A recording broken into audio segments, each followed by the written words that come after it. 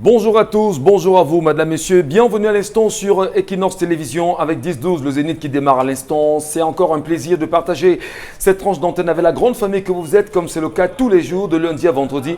Et il va falloir justement le dire que jusqu'à 12 heures, on aura encore l'occasion de partager quelques sujets aussi importants qui gravitent autour de la République. Mais commençons déjà quand même ce matin par parler de ce bras de fer qui existe véritablement entre le ministre de la Santé, le docteur Manaouda Malachi, et le ministre d'État, secrétaire général à la présidence de la République du Cameroun, Ferdinand Ngongo.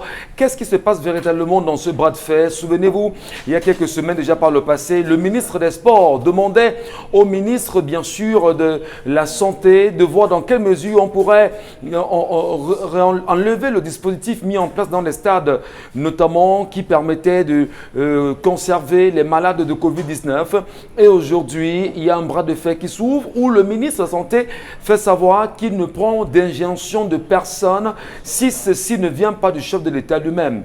Comment comprendre ce bras de fer, madame, messieurs? C'est un sujet assez intéressant et qui montre en même temps comment vit la République aujourd'hui. Parlons toujours de cette République qui est la nôtre, le Cameroun. Justine Difo qui, d'ailleurs ce matin, depuis hier soir justement, a adressé une correspondance au commandant du groupement mobile d'intervention, le GMI, lui demandant justement dans une note confidentielle de voir dans quelle mesure il pourrait y avoir une garde discrète autour d'elle. Ceci qui montre en réalité les réalités existentielles autour de l'arrêté depuis que celle-ci a été nommée comme PCA de cette entreprise. Pourquoi demander absolument qu'il puisse avoir une sécurité discrète autour d'elle? Merci à vous, madame, messieurs, de rester présents sur notre antenne et de mieux comprendre le sujet avec nous jusqu'à 12 heures. Et surtout un petit détour en Côte d'Ivoire pour dire finalement les membres de la société, on dira deux membres de la société civile justement ivoirienne, ont tout fait pour imposer le dossier de Laurent Gbagbo comme étant candidat à la prochaine élection présidentielle à venir. Est-ce que la CEI va valider son dossier ou pas? C'est un sujet qui nous interpelle et nous devions rester en même temps vigilants pour savoir l'évolution de ce sujet du côté de la Côte d'Ivoire. Restons dans l'Afrique de l'Ouest pour dire que véritablement Alpha Condé finalement sera candidat à la future présidentielle en Guinée-Conakry. Finalement, a-t-il une raison sur le peuple ivoirien, le peuple guinéen, ou le peuple guinéen restera-t-il pantois et regardera justement les choses faire?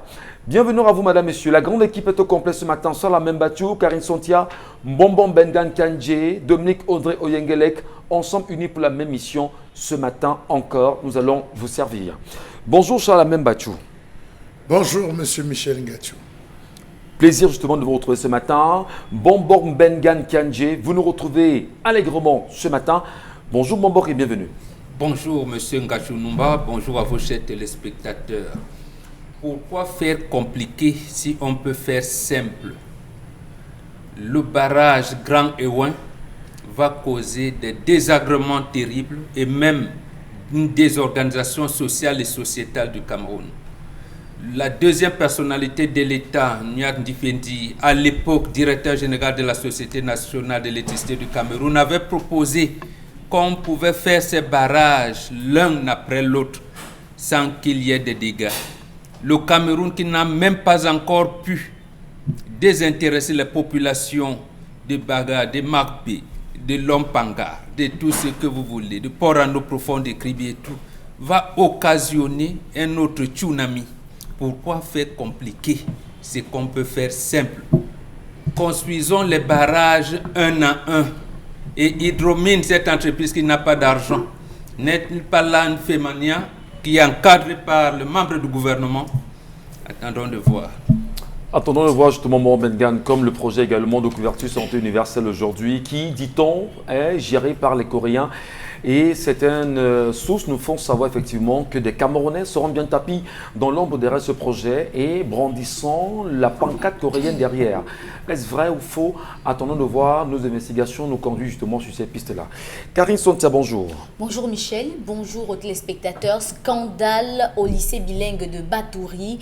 2 élèves admis au BEPC alors qu'ils n'ont pas participé à l'examen. Il a fallu la descente et la prise en compte et à prise en compte notamment du délégué régional des enseignements secondaires de ce côté-là, pour notamment refaire les notes afin de retrouver tout cela qui avait effectivement réussi mais qui n'était pas dans les listes. Et au final, on a 18 personnes qui ont réussi contre 18 personnes qui avaient échoué. Donc les 18 qui avaient réussi étaient celles qui avaient échoué et les 18 qui avaient échoué étaient celles qui avaient réussi. On aurait bien voulu comprendre la réalité déjà autour des deux pour tomber à 18. Les deux faisaient partie de ceux qui avaient échoué mais qui étaient dans les réussites. Donc en menant justement une bonne investigation, au lieu de 2, on est tombé à 18. Ils n'ont pas composé les deux.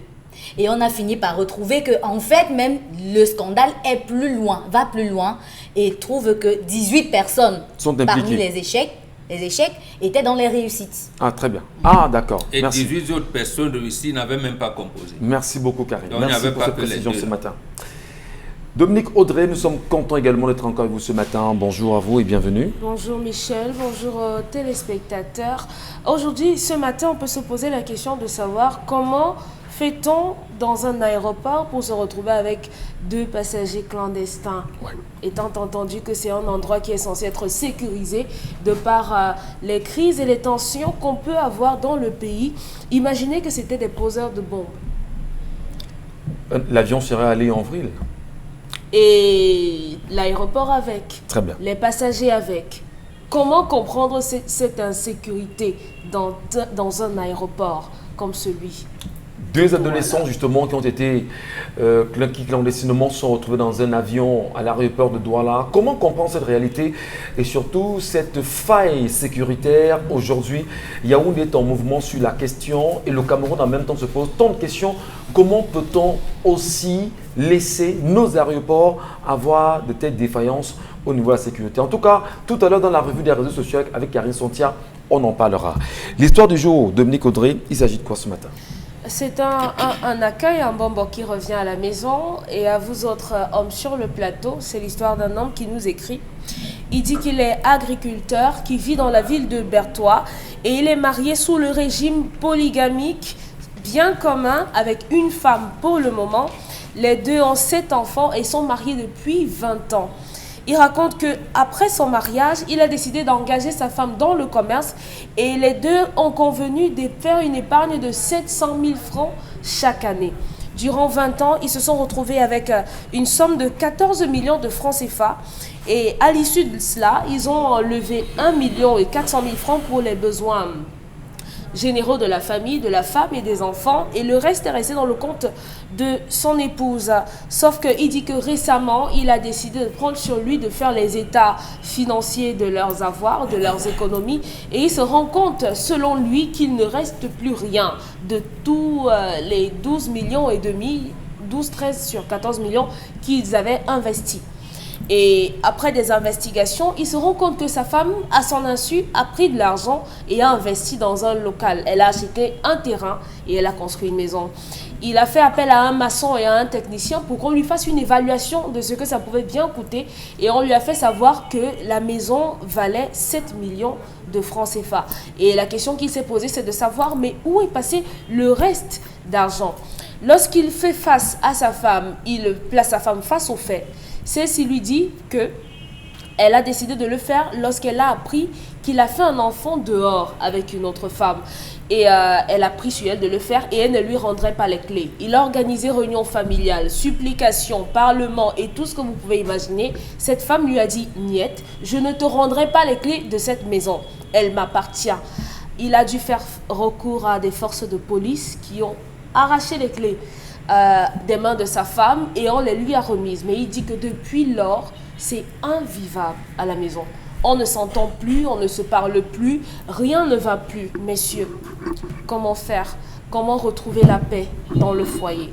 Et là, c'est l'homme qui pose la question ce matin. Oui. Et il veut garder sa femme. Visiblement. Et peut-être aussi sauver les enfants. Et l'autre? Et l'autre, ça veut dire? La cause du problème. Bah écoutez, c'est un père. Oui, je vous écoute. Qu'est-ce qu'il fait? Il rejette les enfants? Non, il en a déjà 7. Très bien, merci beaucoup. Bon, Bengan, c'est une histoire quand même compliquée ce matin. Comment vous l'analysez? Non, ce n'est pas une histoire compliquée. C'est comment? C'est très simple d'ailleurs. Et justement, ça montre 2 ou 3 petites choses qui peuvent se résumer en une seule. le mariage, c'est la recherche du bonheur. Et comment on envisage rechercher le bonheur en mettant l'argent devant? Voilà le vrai problème. Ouais. Parce que lorsqu'on parle du monde occidentalisé, les gens ne comprennent pas ce que cela voudrait dire véritablement entre le niveau de vie et la qualité de la vie. Voilà les gens qui pensent au niveau de vie sans poser les bases de la qualité de la vie. Les enfants que nous faisons seront encadrés comment? Le problème ne se pose pas. Le problème dès le départ, c'est que au bout d'un certain moment, notre compte bancaire doit être A. Ça veut dire qu'en fait, ils étaient là. Comment je veux dire ça? C'est deux personnes qui se sont rencontrées pour un investissement. Un investissement, j'allais dire, capitaliste. Ça n'a rien à voir de social. Ça peut aussi être qu'on est dans l'union, on est dans le mariage, et pendant qu'on est en train de cheminer, on conçoit quand même des projets. On se dit, bah, écoute chérie, on a passé du temps, est-ce qu'on ne peut pas se construire une maison et qu'on s'accorde justement à faire des économies? Mais comment vous expliquer qu'après avoir fait des économies, que la femme prenne une partie des économies que vous aviez fait ensemble et qu'elle a s'offrir une maison, et quand vous lui demandez justement de vous remettre les clés, qu'elle vous dise niet parce que vous aurez fait un enfant dehors? Mais je vous dis, parce que c'est deux associés qui réagissent comme s'ils avaient une entreprise qui devait apporter les bénéfices à la fin. Il n'y a rien, il n'y a pas de règles de mariage qui ont été posées là. Et c'est ça qui gâte les couples d'aujourd'hui. Parce que tout le monde parle, attends, quand je vais travailler, de toutes les manières, je suis en A2, l'autre dit, je suis en catégorie. Et ça, il n'y a rien de mariage à cela. Et rien du tout. Je dis bien rien. Malheureusement, voilà où nous nous engouffrons.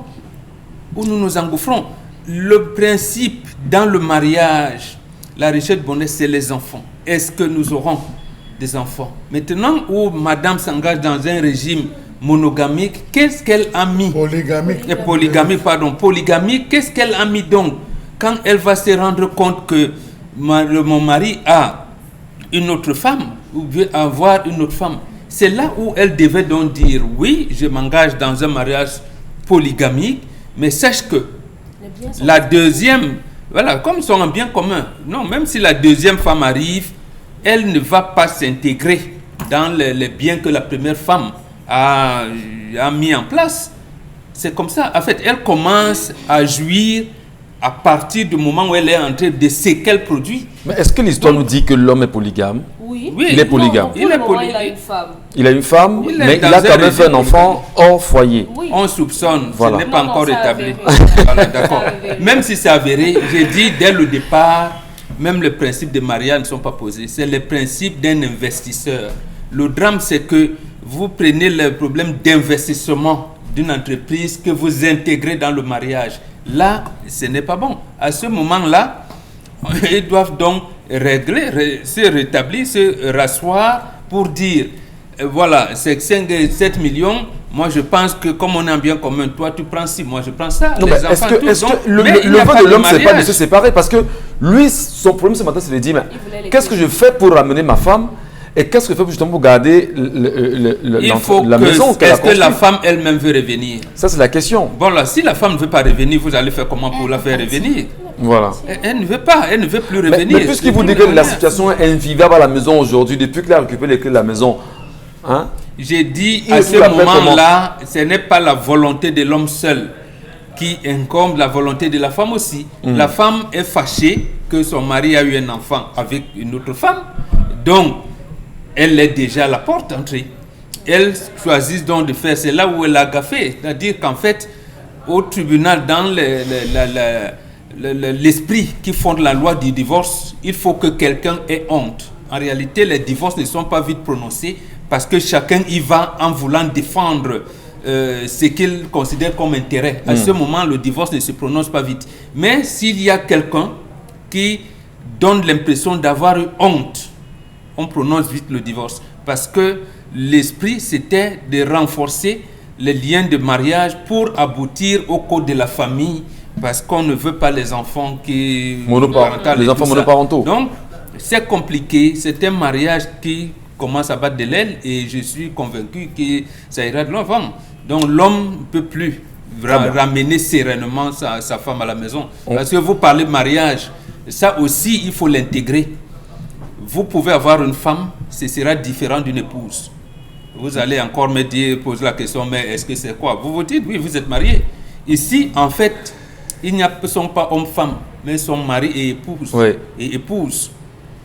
Très bien. Donc chacun devait plutôt s'engager. Je pense que l'article 12 à 16 du Code civil devait donc choisir de se marier sur la base d'un contrat. Alors, bon, Bengal pense bien ce matin que c'est un mariage qui à la base était conçu sur l'intérêt entre les deux, mais est-ce qu'on peut bien comprendre si l'homme, lui, véritablement, n'aimait pas sa femme? Est-ce que les projets, justement, à la base, n'ont pas été bien pensés? Est-ce que c'est suffisant, Karine Sontia, que lorsque votre mari sort de la maison et qu'il a fait un enfant dehors, parce que vous avez des biens communs, que vous pensiez qu'il est important d'user, de faire usage de ses biens à votre guise et de ne pas lui rendre compte? Et quand bien il se rend compte que vous refusez justement de lui faire un compte rendu fiable et efficace? Elle a juste pris la mauvaise solution pour un vrai problème qui s'est posé. Et moi, je ne lui en veux pas pour ça. Vous ne lui en voulez pas, la dame? Non, non, pas la dame. Parce que elle est dans un mariage qui, dans le futur, sera polygamique. Donc, elle protège ses arrières. Je suis désolée.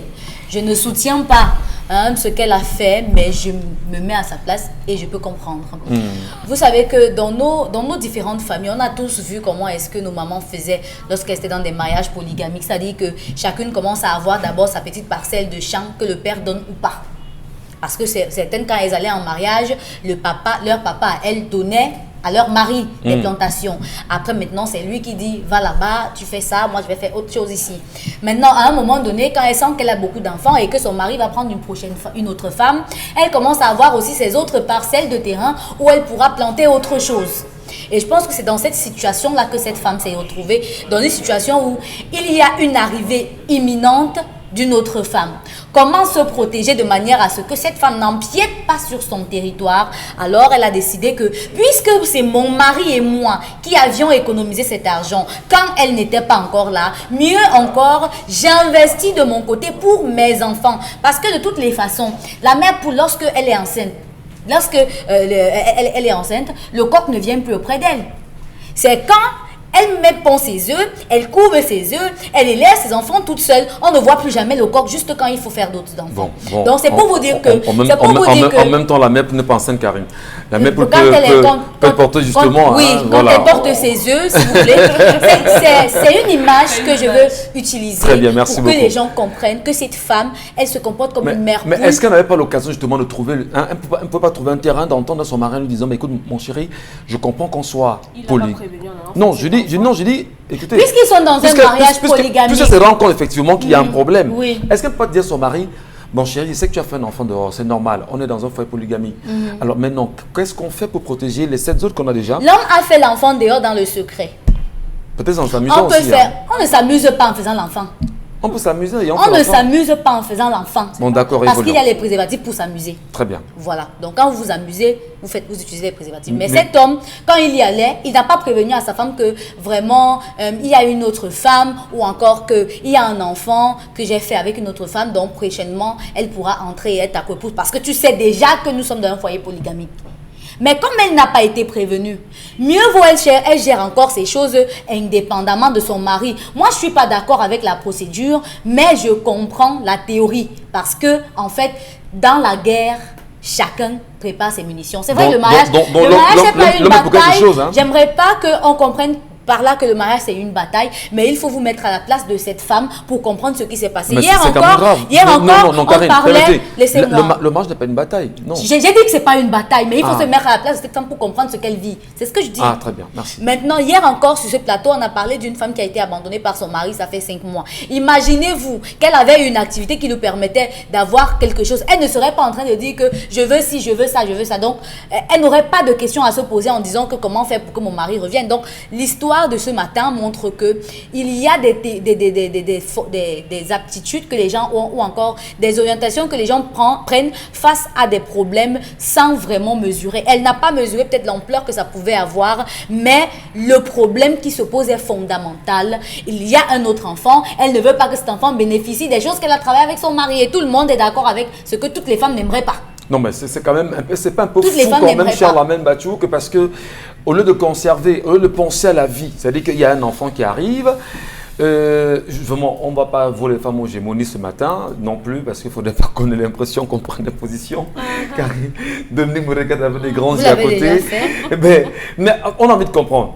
Lorsque votre mari m'a fait un enfant dehors, et qu'ils prennent la peine de vous dire que, écoute ma chérie, j'ai fait un enfant Il dehors. l'a pas Ou même- fait. Disent pas. D'accord, vous vous êtes rendu compte qu'il a fait Elle un a enfant découvert, dehors. voilà. Est-ce qu'il n'est pas justement de votre, comment dire, du droit, du devoir de la femme de protéger la vie? Parce qu'il y a un enfant dehors, elle peut se dire, ben, écoutez, qu'est-ce que je fais? Est-ce que c'est même pas cet enfant que mon mari a fait dehors qui pourra même être le sauveur de cette famille L'enfant demain? n'a pas de maman. En réalité, Charles Lamine Bachou, comment vous analysez les sujets? Monsieur Michel Ngachou, Il n'est pas loin de... cette femme s'est contentée d'organiser la cérémonie de mariage plutôt que le mariage. Elle est physiquement polygame, mais mentalement monogame. Ouais. Je dis elle est physiquement polygame, mais mentalement monogame. Comment est-ce qu'une femme qui est mariée dans un système polygamique va m'enquêter? Elle enquête sur ma vie, pourquoi? C'est une autre vie. S'il vous plaît. Mon mari. Elle a dit je. C'est une Excusez-moi, autre vie. vraiment excusez-moi. Elle a dit je. Je commence avec son je. Le je est exclusif et le nous inclusif. Elle n'a pas inclus son mari dans son projet. Plutôt, elle s'est extraite du projet et elle est devenue un inspecteur Colombo dans la vie de son mari. C'est l'homme qui vient dire, associons-nous, pensons à demain.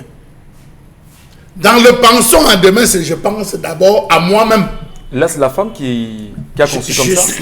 Je suis dans les pensées de la Oui. femme. Elle est physiquement polygame, mais mentalement monogame. Ouais. À quel moment? Il y a deux types de mariage polygamiques. Lorsqu'elle s'est lancée dans ce mariage, a-t-elle défini le type de mariage dans lequel elle est?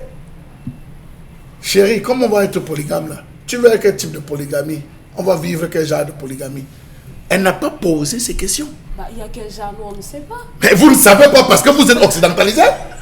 Et c'est la raison pour laquelle on aboutit à ce type de comportement. S'il vous plaît, dans Il y a, l'ordre s'il vous plaît, s'il vous plaît, il y a deux types. Mais pose- Dans les actes de mariage. il y a deux types de polygamie. Oui, allons-y, Charles Lamine Lorsque Bachou. vous entrez, vous devez discuter. Ce n'est pas l'occasion de donner un cours, mais quand vous voulez vous lancer dans une stratégie, on vous dit on va demander, oui, on va vivre quel type de polygamie. L'un des critères, je peux vous donner l'un des critères. Le premier, c'est va-t-on vivre sous le même toit? Va-t-on vivre sous... L'un des critères, je dis l'un des critères de ces deux types de polygamie. D'accord. Et vous voyez, quand on parle Karim fiasque. De Mais papier fait, quand je suis vous fiasquez, désolée. quand vous fiasquez, c'est pour ça que vous vous retrouvez toujours Je dans n'ai ce pas type de piaffé, je suis situation. vraiment désolée, je ne suis pas Monsieur d'accord Michel avec vous, Ngachou. mais je n'ai pas piaffé. Si on enlève le sexe dans une relation, qu'est-ce que la femme a encore à offrir? Elle a beaucoup à offrir. Ça, c'est votre les point de banques vue. pour J'ai dit rien. qu'est-ce qu'elle a encore à offrir. Elle peut offrir beaucoup de choses, Charles Alors, Lamine. vous vous rendez compte qu'une femme s'est dit, je fais des enfants, je suis là pour te faire des enfants, penser à mon demain, penser, mais l'homme lui-même n'est pas inclus dans le projet. Pour un peu qu'elle enquête et qu'elle se rende compte, entre guillemets, ce qui n'est pas acceptable, que son mari a fait un enfant, Dehors. aussitôt, il y a métamorphose, elle oublie qu'elle est dans un projet avec son mari, elle va retirer, elle pense à je. Même les enfants ne sont pas inclus pour le moment parce qu'elle aurait dit aux enfants sortons de la maison, allons vivre dans la nouvelle maison. Elle laisse les enfants avec l'homme, elle dit la maison là c'est pour moi. Ça veut dire que son projet elle, est d'abord personnel avant d'être avec ses enfants. Donc même les enfants ne sont pas inclus dans ce projet. C'est votre père, il va s'occuper de vous, ça c'est ma maison. Voilà la pensée de la femme. Donc je pense qu'ici, monsieur Michel Ngachou, il n'y a aucun conseil à donner à cet homme. Qu'est-ce qu'il fait? Qu'il s'en Il débarrasse? s'est engagé dans un principe polygamique qu'il assume. Il est dans l'une des conséquences de la polygamie qu'il assume. Toutes les polygamies ne sont pas mauvaises, toutes les polygamies ne sont pas dangereuses. Ça dépend de comment on implémente, de comment on initie sa polygamie. Vous avez 100 monogames à Douala, je vous assure que 80 sont des monogames polygames. Et 20 polygames sont des monogames. Parce que ceux qui signent véritablement polygamie ne se jettent pas dans la polygamie.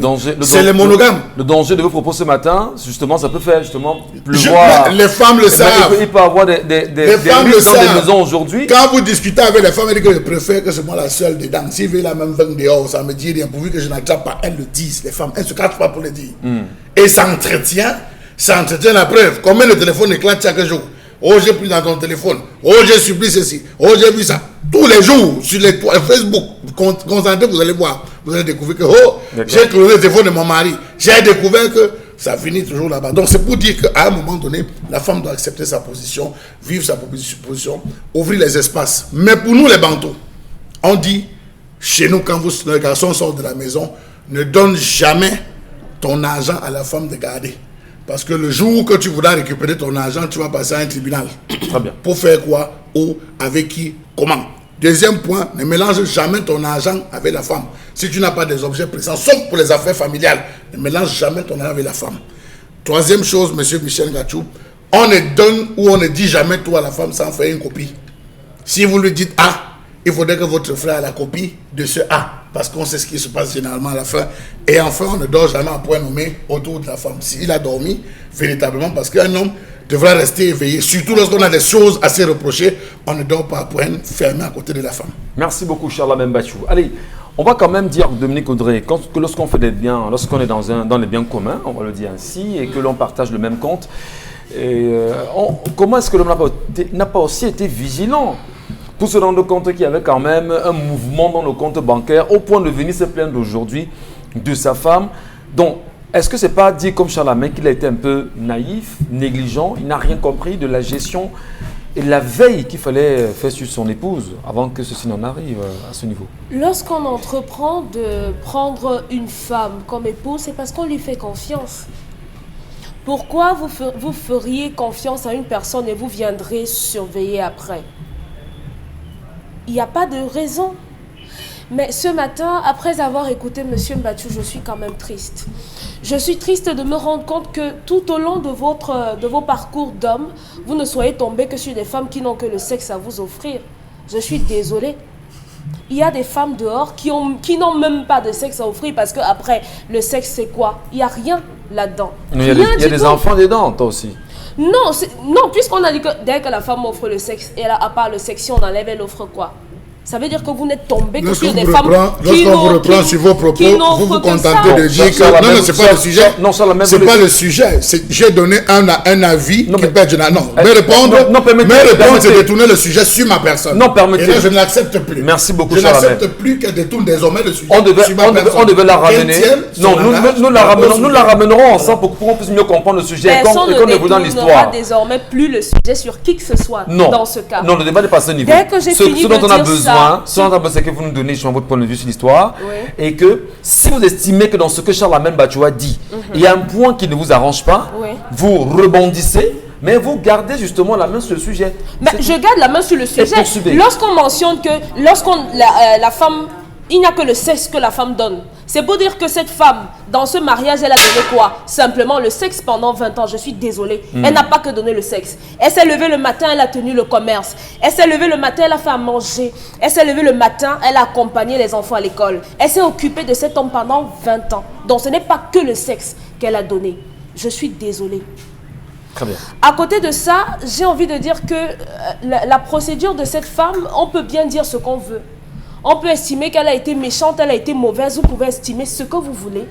Mais maintenant, savoir comprendre, j'ai pris 20 années de mes économies, de ma force, de mon travail, de mes avoirs que j'ai cumulés avec mon mari et que du jour au lendemain, une femme va venir s'asseoir dans mon salon peut-être et s'offrir tout ce qu'elle veut avec mon argent. C'est inadmissible, c'est impensable. Cette femme est toujours dans le foyer. Cette maison, c'est la maison qu'elle a pris, qu'elle a fait construire pour ses enfants. Parce qu'on sait comment ça se passe. Dans notre entourage, on a ces foyers polygamiques-là, malgré ce qu'on veut nous faire croire ici. Lorsqu'elles sont là, rien ne va plus. Et généralement, ce sont les premières femmes qui en font les frais. On les retrouve dans la rue. On retrouve des enfants qui n'ont plus rien à manger parce que ces nouvelles-là viennent et elles foutent le bazar. Donc, on a une femme qui a tiré des plans sur la comète en se disant, OK, il y a un enfant qui arrive, donc s'il y a un enfant qui arrive, ça veut dire que la mère va venir, ce ne sera pas simplement un enfant, et ce n'est pas avec mon argent qui va entretenir cette femme. Je ne suis pas d'accord. C'est simplement ce qu'elle a fait en préparant cette maison-là. Maintenant, un homme qui va faire appeler la police pour venir arracher les clés des mains de sa femme. Pourtant, cette femme a travaillé cet argent, c'est un homme faible. C'est un homme faible. Il aurait simplement dû dire, ok, tu as fait ta maison à 7 millions, peu importe à combien tu as fait, tu me donnes le reste. Je considère que tu as pris ta part. Non, mais et il vous dit dans l'histoire que même le reste, il n'en sait rien. Il n'en sait rien. Et Voilà. l'erreur de cette femme a été de se marier dans un foyer polygamique en cumulant les biens avec son mari. Ça, c'est pour les femmes qui estiment qu'elles veulent faire la polygamie. Ne mélangez pas les biens parce que la troisième personne entre dans votre couple et vous allez partager ces biens-là tous les trois. Donc, c'est une erreur. Si vous voulez faire la polygamie, faites-le, mais vos biens doivent être exclusivement les vôtres. Très bien. Comment, bien sûr, nos parents appréciaient-ils cette réalité par le passé? Est-ce qu'il y avait une loi réellement sociale qui permettait d'encadrer le mariage, même quand on était dans un foyer polygamique? Comment les vieux, j'ai envie de dire les vieux, c'est-à-dire ceux qui ont 80 ans aujourd'hui, mais qui connaissent mieux ces réalités, l'encadraient véritablement? Est-ce qu'on va dire justement que l'arrivée de la République avec ses lois en même temps est plutôt venue jeter de l'opprobre sur la question même du mariage, même si on avait 30, 40, soit 50 femmes comme certains l'ont eu dans ce, on va dire, oui, il y en avait 50, vous avez connu Mongo Faya. Cherchez l'histoire de Mongo Faya, vous comprendrez qui était Mongo Faya. Bon, ben, pour vous dire, moi là-dessus. Mais on comprendra mieux justement l'histoire, madame, monsieur, en attendant bien aussi vos réactions et vos commentaires à l'histoire proposée ce matin par Dominique Audrey. Que dites-vous à cet homme? Peut-il retrouver sa femme? Peut-il ramener la paix dans sa famille? Peut-il, après avoir récupéré les clés de la maison, avoir une sérénité? Vos commentaires, on les attend sur les pages 10-12 Le Zénith ou encore Equinox Télévision pour ceux qui nous regardent en direct. C'est une colère pour la femme, c'est une colère pour ceux qui nous regardent ce matin parce qu'il y en a qui ne sont pas contents d'apprendre ce type d'histoire. C'est aussi une colère parce qu'en réalité, la colère c'est dans un instant avec Charles Amem Bachou sur d'autres sujets qui nous énervent énormément.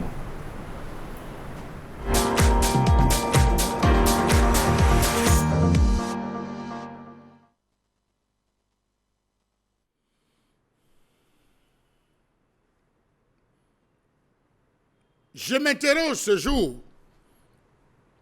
sur la question de la tenue des élections régionales dans un contexte de crise dans le nord-ouest et sud-ouest de ce pays.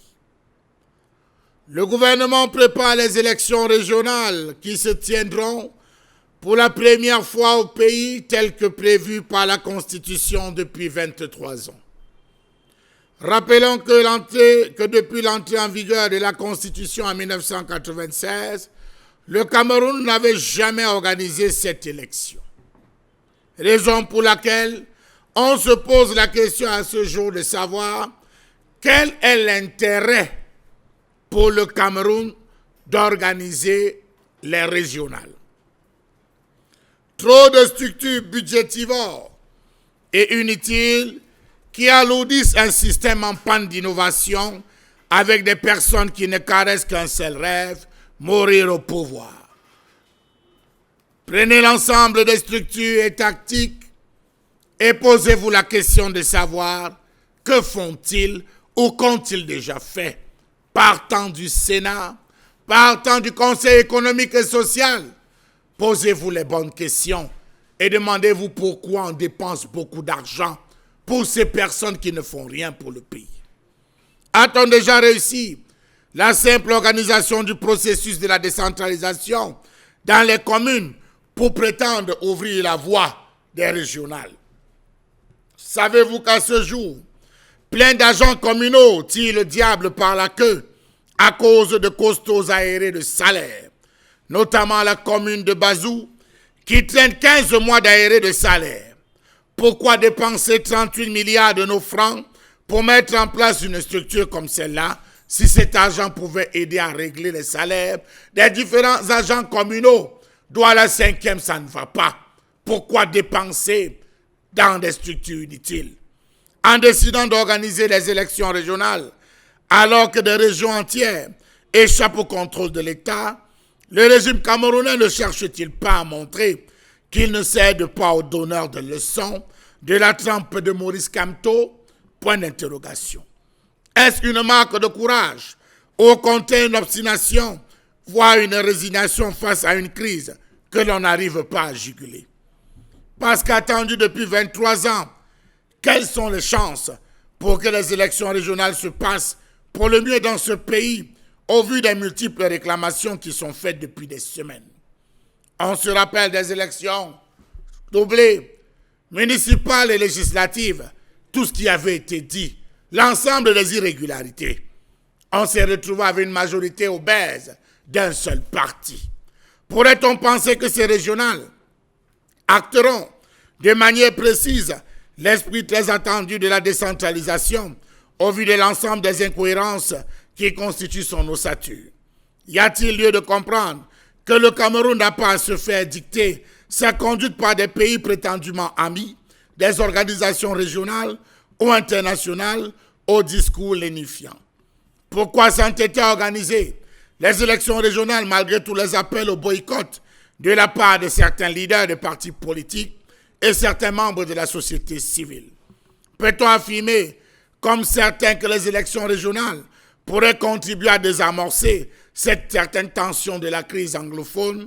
D'ailleurs, qui seront les nouveaux élus? Parce que des batailles, on en recense déjà dans la ville de Douala, que de ce côté de Yaoundé, dans le Fundi. Seront-ils des modèles adulés par la multiplicité des camps lorsqu'on sait que les élites, pour ce qui est de la région anglophone, se crèvent les chignons dans la gestion du gombo? Comment les élus régionaux vont-ils utiliser les nouveaux pouvoirs que le centre va leur attribuer? Seront-ils et pourront-ils en faire un usage efficace sur le plan économique pour sortir de la crise et pas avoir de conséquences sur le plan politique? La région, en tant que telle, sera-t-elle confortée par ces nouveaux pouvoirs? Aura-t-elle un poids économique, politique, administratif spécifique dans le pays? Quelle sera en fait la marge de liberté dont disposeront les élus régionaux pour faire prévaloir leur vue face aux pressions locales et aux exigences de Paris? Rappelons-nous de tout ce qu'on disait au sujet des maires de ville, au sujet des maires de communes par rapport à la décentralisation. Quelques heures seulement après la mise sur pied de ces différents exécutifs, c'est encore de l'odeur parce que la main de la tutelle pèse. Comment comprendre que ce conflit perdure alors qu'au sortir du grand dialogue, l'on nous a assuré que la crise était loin derrière nous? Comment comprendre les régionales dans un contexte de crise prononcée où les principaux acteurs ne sont pas assurés qu'ils seront projetés ou encore protégés des affres des Ambaboy? Comment est-ce que sera organisé le retour des représentants du commandement traditionnel qui ont déjà peur des affres de leurs fils qui, depuis leur dernière apparition avec le ministre Atangadi, reçoivent des menaces de la part de leurs fils en brousse? On comprend désormais pourquoi les autorités administratives s'emploient à créer des chefferies à tort et à travers l'étendue du territoire, cas du préfet du Logo-Nechari, accusé de vouloir créer de manière unilatérale plus de 200 chefferies traditionnelles dans les 10 arrondissements du département. Qu'en est-il de l'Ouest? Allez savoir pour vous rendre compte que désormais, les chefs supérieurs, pour respecter la nomenclature administrative, se sont levés pour dire stop, il n'y a pas de chefferie qu'on devrait créer, on connaît l'arbre généalogique. Mais hélas, régional obligeant, on est obligé de dire oui, parce qu'on a besoin du gombo. Colère exprimée ce matin par Charles Amen Bachou et bien évidemment en thème de... Pour mieux compléter cela, Charles, je vais quand même vous dire que le ministre Atangadi tente aujourd'hui d'inviter les déplacés internes et externes à retourner bien sûr dans les zones en crise, notamment le nord et le sud-est Cameroun aujourd'hui, pour qu'enfin puissent se tenir ces élections régionales. Mais il est important de comprendre, bon Bengam, que lorsque l'État du Cameroun s'entête à organiser une élection régionale, alors que nous demandons, alors que les hommes politiques, les acteurs de la société civile aujourd'hui demandent simplement qu'il y ait un retour de la paix dans les zones anglophones, afin de penser justement à une éventuelle élection, mais surtout pour les hommes politiques, comme le MRC qui aujourd'hui estime qu'il faut absolument revoir le code électoral. Est-ce que ce n'est pas aller foncer justement droit dans un mur, sachant que c'est difficile justement à s'en sortir par la suite pour le RDPC et pour le gouvernement en place? Non mais attendez, si vous voulez, si on veut revenir dans la paternité du pourrissement du Cameroun, moi je pense qu'il faut donner cela à deux personnes, Victor Onana et Lucas Basile. Quand ils ont été élus en juin 2014 au poste de président et secrétaire général de l'UPC, c'est les premiers qui avaient dit qu'on risque d'avoir une alternance au sommet de l'État avec violence et qu'il fallait l'éviter. Il y avait possibilité de l'éviter. Je vous parle bien de juin 2014. On n'était pas loin, non? Parce que chez les UPCistes, on voit le problème parce qu'ils savent ce que c'est que l'unification du pays. Et ils connaissent, ils savent mieux juger les acteurs, y compris la société civile. Mais pour le cas d'aujourd'hui, il faut dire que c'est la France qui oriente la politique qui se passe au Cameroun, notamment ce que Charles Hamel annonce comme les régionales qui s'apprêtent à venir. Ces régionales ont commencé à être préparées à des niveaux. Vous vous rappelez sûrement de la phrase du président français Macron quand il était, je pense, au Nigeria. Et deuxièmement, lorsque Jean-Yves Le Drian, le ministre français des Affaires étrangères et de l'Europe, est arrivé au Cameroun et a tenu une séance de travail au JICAM. Je pense que c'était jeudi le 24 octobre 2019. Donc, à côté du JICAM, dans le groupement interpatronal du Cameroun, le ministre français avait réuni autour de lui ce qu'il appelle les membres sympathisants du cercle français au Cameroun, du cercle, du cercle des Français au Cameroun, pour dire une chose simple: préparez-vous aux investissements dans les régions du nord-ouest et du sud-ouest. Pour nous, les observateurs avertis, on avait vu que en fait, la France est en train de pratiquer au Cameroun la politique qu'elle avait pratiquée dans les années 50. Oui. Parce que Jean-Yves Le Drian était accompagné d'un bateau militaire français qui a accosté à Kribi. Et il fallait procéder à ce qu'on appelle en langage militaire la pacification et non la résolution du problème anglophone. Très bien, vous le faites savoir. C'est ça en fait la base de... Mais Charles Hamel l'a très bien dit dans la collecte exprimée ce matin. Peut-être on a pris que la faction du nord et du sud-est Cameroun. Est-ce que c'est le moment maintenant pour le Cameroun de penser à une éventuelle élection? Quoi qu'on dise que le peuple camerounais dans sa globalité n'est pas interpellé par ces élections, parce qu'on sait en même temps qui sont ceux qui vont voter. Mais est-ce qu'il n'est pas temps, à la collecte exprimée ce matin, que l'État du Cameroun, que le gouvernement prenne conscience de la réalité autour de l'organisation de toute élection en revoyant véritablement le système électoral qui fait problème aujourd'hui, qui ne fait pas l'unanimité, Mohamed Gan? Non, vous posez le problème comme si le gouvernement vous avait dit que son problème c'était d'organiser les élections libres et transparentes. Ah d'accord. Voilà, il faut être dans le logiciel des gens qui gouvernent, qu'il faut dénoncer. Leur logique, c'est de franciser tout le Cameroun. C'est-à-dire que l'entité anglophone ou l'entité anglo-saxonne doit être absorbée par la francophonie. Ouais. Par la francophonie. Dans un pays sérieux, le pourrissement actuel appelle à une seule chose, que le chef de l'État dise « j'arrête tout », on organise les états généraux de la nation et on repart. Merci, Momo. Mais on n'est pas à ce niveau. Leur problème n'est pas là. C'est de continuer le pourrissement. Merci. Et d'ailleurs, la petite précision que vous faites ce matin, c'est très important de refaire cette interpellation dans les propos de Mohamed Gan. Francophonie d'un côté, comme on l'offre de l'autre côté. Est-ce qu'on peut dire qu'il y a une guerre qui se livre entre les deux là, Karine Santia? Quoi? Lorsqu'on entend, on sait qu'il y a le Commonwealth qui est bien représenté au Cameroun, oui. À travers justement les régions anglophones. On a la francophonie qui est représentée au Cameroun à travers la zone francophone. Est-ce que le conflit justement linguistique dont les Camerounais dans lequel les Camerounais sont perdus aujourd'hui ne fait pas en sorte que l'on comprenne justement le fond de la guerre? Peut-être que ce n'est pas en relation avec la colère exprimée de ce matin. Le conflit n'est pas linguistique, à mon sens. Moi, je n'ai jamais interprété la question de la crise dans le Nord-Ouest. Qui va absolument absorber. Oui, c'est un problème systémique, rien à voir avec les langues. On aurait pu parler l'espagnol, mais ça n'a rien à voir avec les langues. Moi, je me dis que c'est un problème systémique. Il y a des deux côtés la Grande-Bretagne qui est très silencieuse par rapport à la crise dans le nord-ouest et le sud-ouest. Et on a la France qui est très active par rapport à la crise dans le nord-ouest et le sud-ouest et qui prétend vouloir aider le Cameroun à résoudre cette crise. Du coup, elle emprunte des mesures au Cameroun qui sont des mesures que le Cameroun a copiées depuis belle lurette. Très bien. Et maintenant, en ce qui concerne la colère exprimée ce matin, qu'est-ce que vous faites comme analyse? Voilà. Par rapport à la colère ce matin, je suis totalement d'accord. Mais je vais dire que les forces que nous ont présentées, notamment le gouvernement par rapport à ces élections, sont très très faibles pour être des forces. C'est-à-dire que le besoin de décentralisation a cru parce que les gens ont demandé la décentralisation depuis 2004. Il est temps d'implémenter. Encore que c'est encore un faux modèle copié à la France qui date de 1986. En France, qu'on implémente les élections régionales, mais qui ne sont pas pratiquées comme ça va être pratiqué ici au Cameroun. C'est-à-dire qu'on va faire en sorte que les conseillers municipaux et autres soient impliqués, les chefs traditionnels et autres soient impliqués dans la gestion, mais sauf qu'il s'agira juste d'une élection et il y aura un seul parti qui est représenté partout. C'est ça qui fait que les gens se demandent, mais qu'est-ce qu'on veut représenter? Et ce n'est parce que les personnes qui ont revendiqué, qui sont dans la crise dans le nord-ouest et le sud-ouest ont demandé.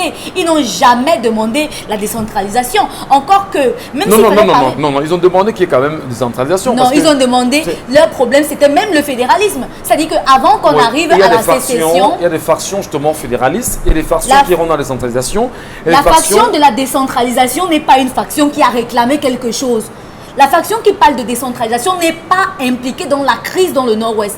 Elle n'est pas. C'est la faction qui partage le régime en place. Effectivement, voilà, qui pense à l'unité du Cameroun et non la division. Je suis en train de parler de la crise dans le nord-ouest. Je ne parle pas des factions qui parlent de décentralisation. Je ne suis pas avec elles. Parce que pour moi... Vous avez fait le ralliement. Oui.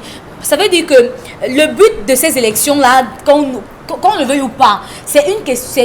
Le but, c'est de francophoniser tout le Cameroun, y compris les zones qui étaient entre guillemets anglophones. Encore que les anglophones ne connaissent pas ce qu'on appelle la préfectorale, mais de leur côté, il y a des sous-préfets, il y a des préfets, il y a des gouverneurs. Les anglophones ne connaissent pas ce qu'on appelle, comment je vais appeler ça, le commandement du sous-préfet. Ils ne connaissent même pas la gendarmerie. Mais là, on implémente ça chez eux. Du coup, ils sont obligés aujourd'hui d'être dans ce qu'ils sont en train de faire. Et ces élections-là, aujourd'hui, ne vont pas résoudre la crise anglophone. Et je vais prendre une image pour que les gens comprennent mieux ce que je veux dire. C'est comme quelqu'un qui a une plaie béante. Une plaie béante, c'est-à-dire elle est très ouverte, cette plaie, mais on prend la poudre, le fond de teint en liquide et on applique sur la plaie pour faire croire que la plaie a été soignée, alors que finalement, la plaie, elle reste et elle peut même s'aggraver. Merci. Et on peut passer à une amputation, si possible. Oui. Dominique Audrey, comment vous comprenez la colère de ce matin? Ces élections régionales devraient vraiment se tenir dans le climat actuel au Cameroun, alors que même les chefs aujourd'hui n'y sont pas, bien que Atangandier demande à ses chefs de rentrer dans leurs localités respectives. Beaucoup aujourd'hui demandent qu'il y ait des garanties de sécurité pour qu'ils puissent entrer. Est-ce que ce n'est pas la preuve que ça ne sert à rien de penser à une organisation des élections dans ce cas-là? Oui, ce serait une perte de temps, une perte d'argent et peut-être des pertes en vies humaines. Les chefs vont peut-être réclamer qu'il y ait une sécurité pour eux, ça c'est une chose. Et maintenant, la population sera également sécurisée. Est-ce qu'on va mettre une force de l'ordre devant chaque domicile, pour chaque individu qui va se déplacer? L'implémentation ou bien la prévision des conseillers régionaux dans la Constitution fait partie du processus de décentralisation. Donc en soi, on peut voir ça comme une très bonne chose, malgré que c'est pris sensiblement 23 ans pour qu'on commence à en parler aujourd'hui. Et sur le terrain, ces conseillers régionaux ont un rôle fondamental au niveau de la gestion des problèmes locaux. Puisqu'on parle de décentralisation, on n'aurait plus besoin d'attendre Yaoundé pour pouvoir prendre une décision, pour pouvoir agir pour les populations sur place. Est-ce que le tout n'est pas de dire, mais qu'est-ce que vous faites justement dire que lorsque Yaoundé fait tout pour pouvoir imposer une élection régionale aujourd'hui, ce n'est pas pour imposer à la tête justement de ces, ces régions, justement les leurs, qui contrôleraient mieux l'action de Yaoundé que de contrôler justement la volonté des populations. Je suis d'accord avec vous, Michel. C'est juste qu'il faudrait peut-être que les personnes qui nous regardent sachent qu'en soi, ces conseillers régionaux constitués des chefs traditionnels et des délégués départementaux, c'est une bonne chose pour pouvoir développer nos différentes localités. Maintenant, ce qu'on en fait aujourd'hui avec le contexte de crise n'est pas approprié. On en organisera certainement à Yaoundé. À Yaoundé, on peut dire qu'il n'y a pas de problème, ça va. Mais est-ce qu'on pourra le faire à Boya? Est-ce qu'on pourra le faire à Bamenda? Non, on ne pourra pas parce qu'il n'y a pas de chef là-bas sur place. Si même on décide même de le faire, avant de pouvoir implémenter ces élections-là là-bas, il va falloir qu'on fasse une sorte de listing des différentes chefferies. Est-ce qu'on peut encore faire un recensement en bonne et due forme des différentes chefferies? Parce que vous savez qu'il y a des endroits, des villages qui ont été brûlés. Il y a eu des pertes. Combien de vacances de chefferie a-t-on là-bas? Combien de conflits de chefferie au niveau du 2e et du 3e degré a-t-on là-bas? Donc, implémenter une élection comme celle-là demande d'abord qu'il y ait un recensement en bonne et due forme qui soit fait et qu'on sache qu'ici, il y a tel nombre de villages avec tel nombre de chefs et tel nombre de conseillers, ainsi de suite. Donc, le faire aujourd'hui au Nozo, ce n'est pas propice. Il n'y a pas de sécurité. C'est un endroit qui n'est pas en paix. Il n'y a pas de population à gérer là-bas pour le moment, donc ce ne sera pas approprié. Mais ne soyez pas surpris, ça va se faire et on va vous donner des résultats. Et non seulement, on peut parler bien du Nozo, si vous voulez, du nord-ouest et du sud-est du Cameroun, madame, messieurs. On n'oublie pas l'extrême nord du Cameroun qui connaît également une crise sécuritaire assez grave quand même avec Boko Haram. Et aujourd'hui, cette partie du Cameroun en même temps qui est en proie aux inondations depuis un petit moment. Mais pour revenir et garder l'esprit de la colère, madame, monsieur, on va boucler ce sujet avec vous tout à l'heure pour comprendre pourquoi le gouvernement s'entête absolument à organiser une élection régionale au Cameroun alors que le contexte ne s'y est pas. À tout à l'heure.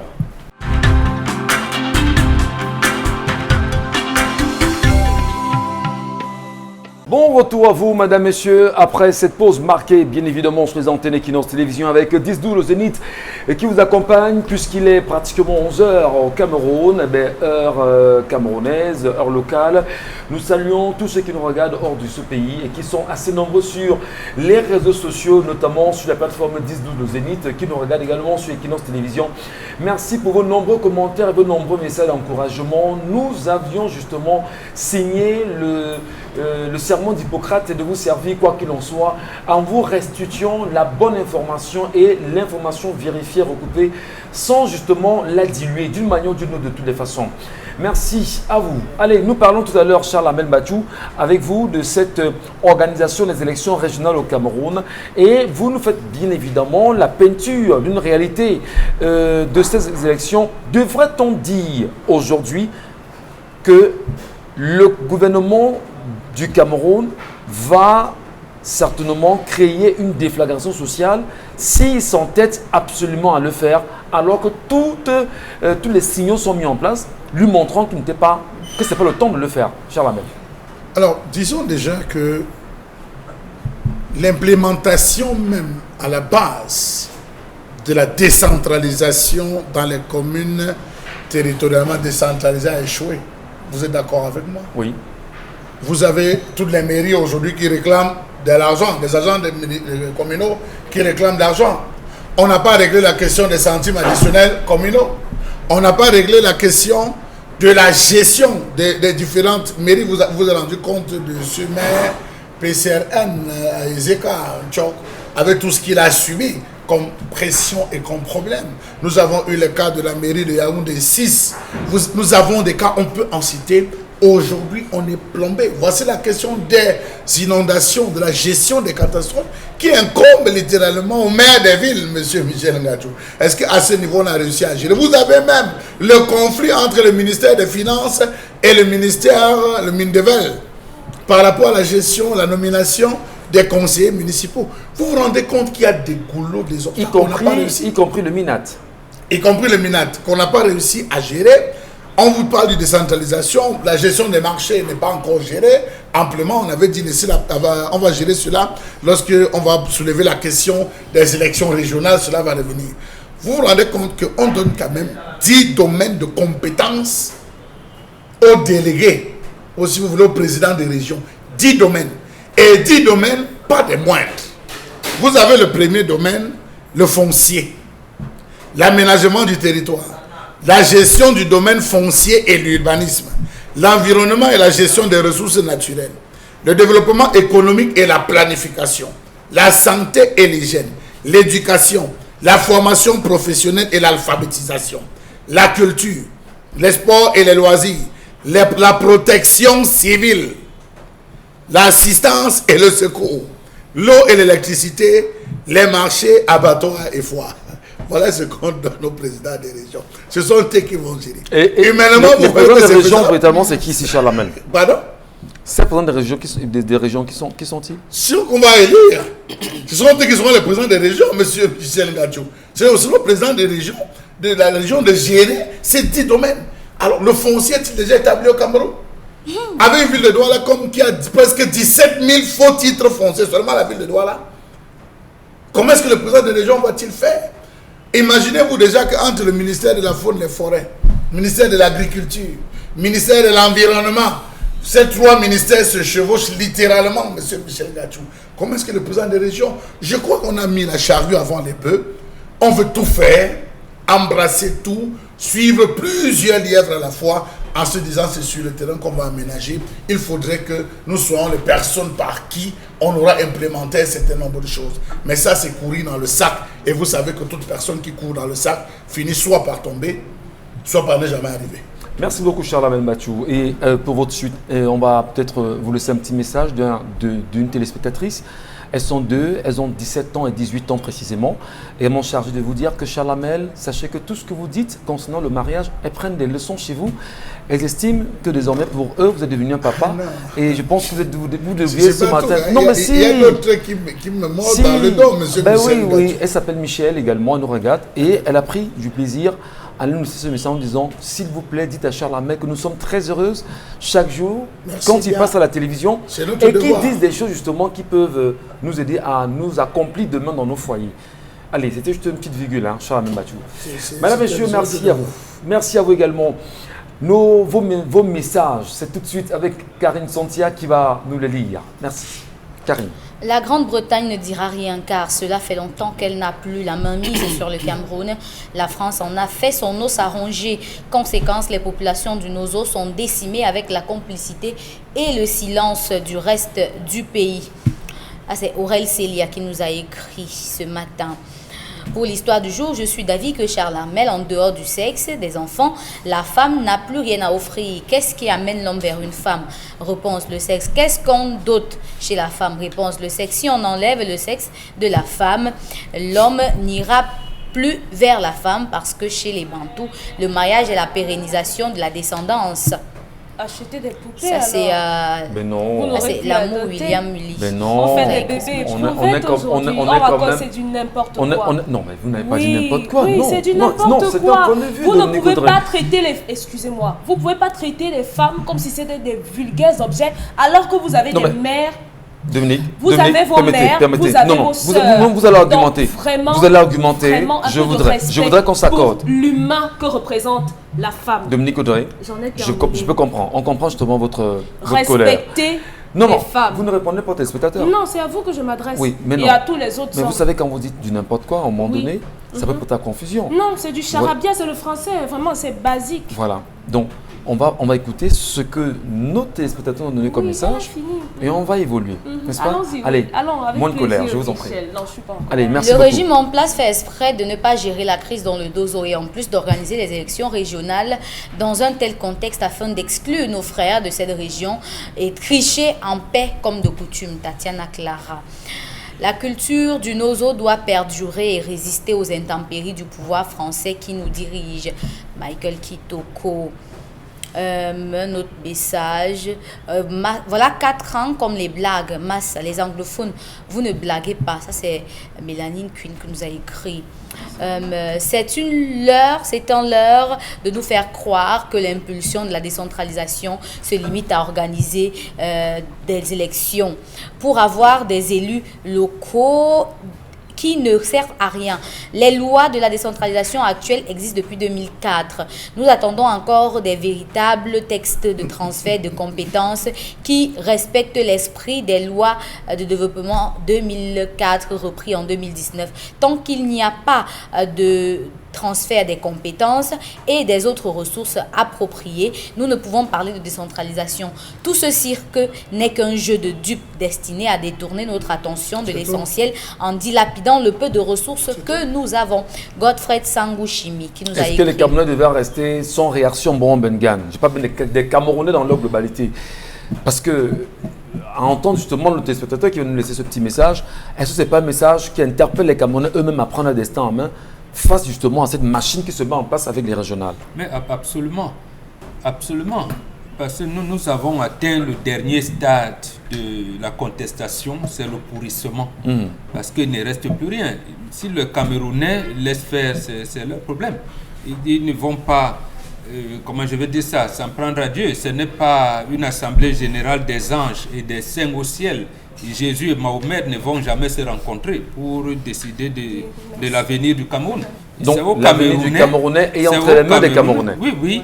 Mais le problème, moi, ce que je reproche aux partis politiques, justement pour ce cas précis, c'est de ne pas identifier l'ennemi. Il faut savoir identifier l'ennemi. Et quand le Drian est arrivé au Cameroun, nous autres, nous avons dit que le Drian est venu renforcer le pouvoir de Paul Biya et fragiliser l'opposition.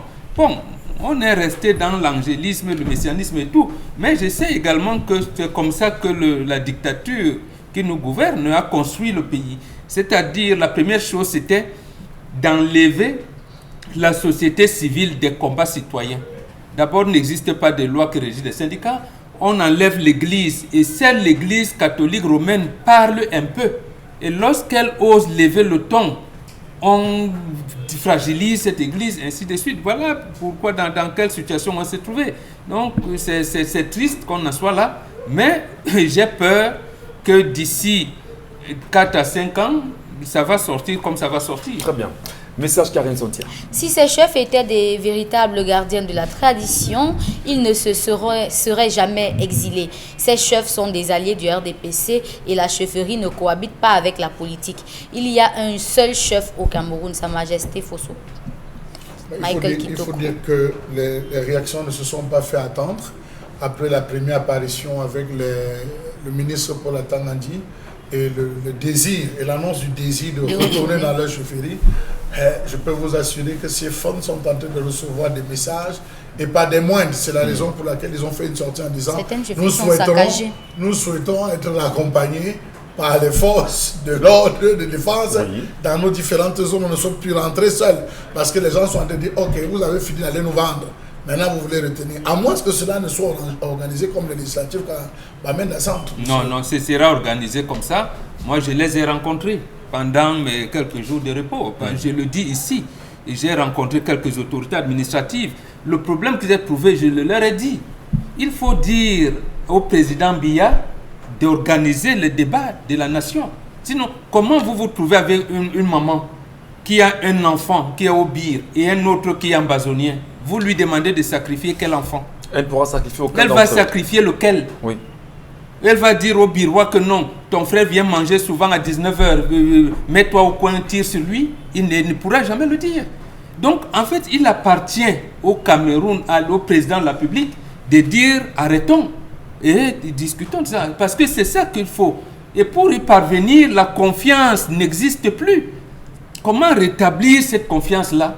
Ou alors on va aboutir au pourrissement. Parce que n'oublions pas aussi, c'est la SADC et Nelson Mandela qui avaient procédé aux négociations entre Mobutu et Kabila, Joseph Désiré Kabila. Or, Joseph Désiré Kabila était resté sous le maquis depuis les années 60. Mais c'est bien dommage, mon Bengan. Voilà, non, justement, il faut bien qu'on vienne avec ce schéma-là, parce que ce que dit Salamel est très important. Non, mais sur les chefs ont dit aux autorités administratives, comment vous pensez que nous pouvons gérer nos chefferies dans le nord? C'est la preuve qu'une résolution camerounaise ne peut pas avoir lieu. Mais c'est pour ça que nous interpellons le chef de l'État. Il a procédé à ces négociations en 1979 sans écoulement de sang. Oui. Pourquoi laisser aujourd'hui? C'est pour ça donc qu'on lui dit arrêtez avec ce que le Drian vient faire ici. C'est pas normal. Très bien. Il faut que les Camerounais se parlent entre eux. Vous chutez Charles Lamel, justement. Oui, je tente tout simplement en disant qu'à l'heure actuelle, les chefs qui sont ressortis ne sont plus du bureau, ne sont plus prêts.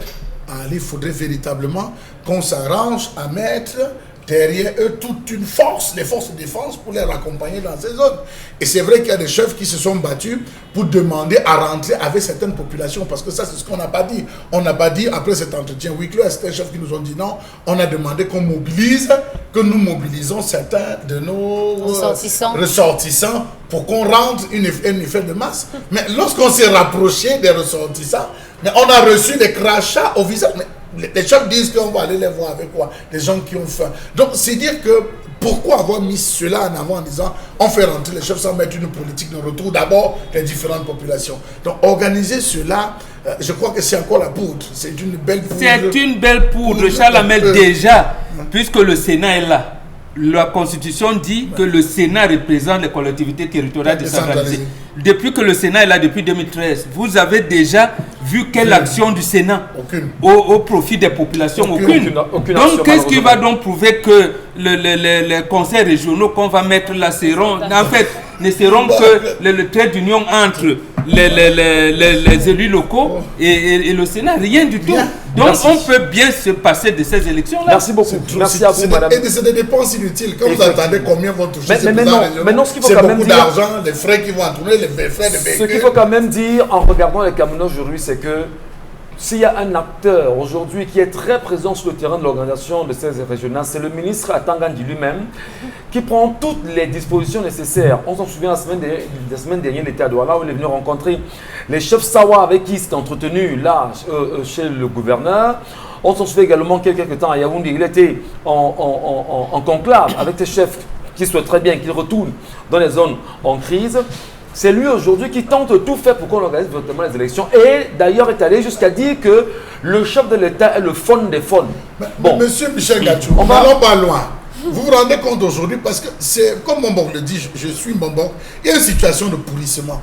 Vous avez le logo Nechari où tout un préfet crée 200 chefferies. C'est bien grave. Vous avez l'Ouest où une succession dans tous les départements. Dans tous les départements, les préfets se battent à créer des chefferies qui n'ont rien à voir avec l'arbre généalogique même des personnes. Mais non, il faut vous avez le littoral. Non, mais c'est ça que je suis de dire. Pourquoi veut-on absolument créer des chefferies même dans les marécages? Tout à fait. Pourquoi l'État se bat-il? Le gouvernement se bat-il? Le ministre de l'administration territoriale se bat-il à vouloir créer? Vous avez le cas de Bonabéry, où là tout le monde est en train de se lever comme contre El Tanko, en disant que non, vraiment ça ne peut pas, c'est une communauté, est-ce que ça doit être un chef de 3e degré? On a même procédé déjà à l'installation des chefs de 3e degré contre l'avis des chefs de 2e et 1er degré. Alors, vous vous rendez compte qu'il y a un conflit, un pourrissement, comme disait Bombo, qu'on est en train de créer.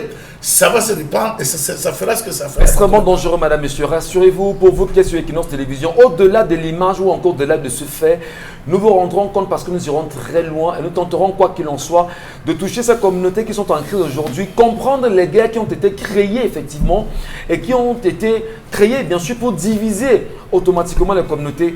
Mais rassurons-nous, est-ce que les Camerounais devraient rester comme ça sans rien dire? Karine Sontia, on va rapidement aller sur la toile pour savoir exactement ce que nos Camerounais, la toile nous laisse comme commentaire ou les sujets majeurs que vous avez retenu pour nous ce matin. Oui, hier, au cours d'une pluie diluvienne qui s'est abattue dans la région de l'extrême nord, le pont de Palar a cédé notamment et divisé cette route de la nationale numéro 1 en deux. Et on va dire que cette route relie notamment Marois à Koussery. Et cette route désormais ne sera plus tout à fait reliable à cause de la scission de ce pont. Allez, on a bien envie de voir des images pour mieux comprendre ce sujet que vous nous restituez ce matin, mais qui fait la une sur la toile quand même. Karine, on fait confiance à la réalisation pour ces images. Voilà, on les a à l'instant. Vous parlez bien sûr de ce pont qui a été... Nous sommes à Koussery là quand même. C'est ce pont qui relie Koussery à une autre localité. Mora. Oui. Donc... Et là, justement, ce sont les conséquences de la pluie. Michel Gachou, c'est le pont, c'est le trait d'union entre deux camps, deux côtés de l'extrême nord. Ça veut dire que c'est l'axe central il n'y a pas, vous ne voulez pas un bac, il n'y a pas de bac qui traverse, il n'y a pas de pirogue. Lorsque vous traversez Moura, tout cet axe est ouvert jusqu'à la frontière avec les autres pays. Donc, comme c'est coupé là, ça veut dire qu'il y a beaucoup de choses qui ne vont plus entrer. Il y a les bœufs ne vont plus sortir parce que les bœufs entrent ici pour être vendus au Cameroun. Les bœufs ne passeront plus. Ça veut dire que le trafic, il y a même des pagnes, des produits alimentaires, ça ne passera plus. Donc, vraiment, c'est dire que ce pont date quand même des années 60, monsieur Michel Ngacho. Effectivement, ce pont date des années 60. On a entendu le maire. Alors, un pont comme celui-là a combien de vies pour ne pas être structuré? Que vous vous retrouvez à Yaoundé, vous voulez aller dans le Mbam, il n'y a qu'un seul pont que vous traversez, monsieur Michel Ngacho.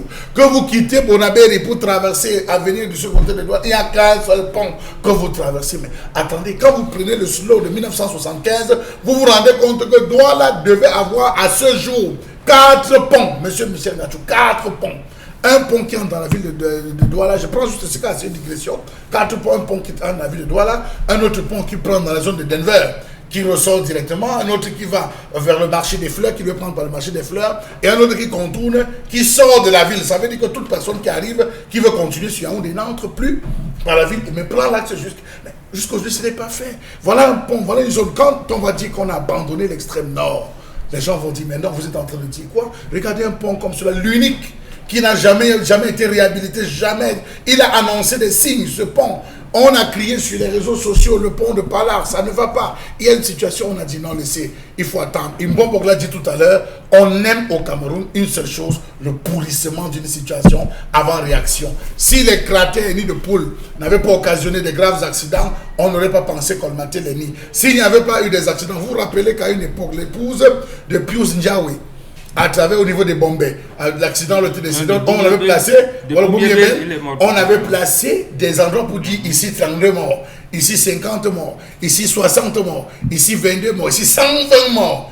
Je vous assure que le projet qui était louable au départ n'a pas continué, on n'a pas initié. Donc on aime le pourrissement, c'est une situation comme celle-là. Vous allez voir le Mindu, prendre l'avion, ipso facto, descendre, arriver, gronder le sous-préfet ou le préfet de la zone, lui dire qu'il ne vaut rien, qu'il est un incapable, comment des choses comme ça sont arrivées, prescrire rapidement des mesures d'urgence, reprendre de l'entente et on dit, bon, ok, affaire classique. On vous dit, Charlamé, pendant que nous y sommes également, il y a une commission, il y a une descente ministérielle qui doit justement faire... Pour évaluer les dégâts. On ira évaluer les dégâts, et puis après avoir évalué les dégâts, justement, on verra ce qu'il y a lieu de faire. Bon, Bengan, comment vous appréciez justement ces images qui font le tour de la toile diffusière? Non, ça fait honte. Ça fait honte. Tout le monde sait que les ponts, les chaussées, d'abord ceux qui ont fait ingénieur, on parle souvent de ponts et chaussées, ils ont une durée de vie. Ils ont une durée de vie, et je pense qu'il existe encore dans ce pays les délégués régionaux des ministères des Travaux publics, donc qui évaluent ces ouvrages-là et qui rendent compte à leur hiérarchie pour prendre des mesures nécessaires pour éviter le pire. Malheureusement, on n'en est pas là. Donc, et en plus, n'oublions pas qu'en 2003, lorsque le président Paul Biya lance sa campagne de la politique des grandes ambitions, il a dit priorité des priorités infrastructures routières. Nous sommes en 2020. Bon, peut-être a-t-il oublié, je n'en sais rien. Mais toujours est-il que même dernièrement, il a lancé sa campagne à l'extrême nord.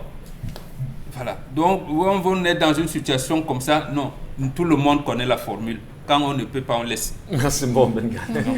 Quand on ne peut pas, on laisse. Dominique Audrey, on doit laisser ça comme ça, ce pont-là. Il faut le reconstruire rapidement. Mais oui, mais j'ai dit quand on ne peut plus gérer le pays. Donc, on va le coller simplement. On va tout simplement recoller. On le recolle au lieu de reconstruire. Dominique Audrey, comment vous appréciez ce pont-là, cette histoire? Le bon côté, c'est qu'il n'y avait personne sur ce pont et qu'on n'a pas eu de mort. Ouais. À part ça, vraiment, c'est, comme Père Mbomboka dit, c'est déplorable et honteux. Voilà un pays donc, qui est censé être une destination touristique.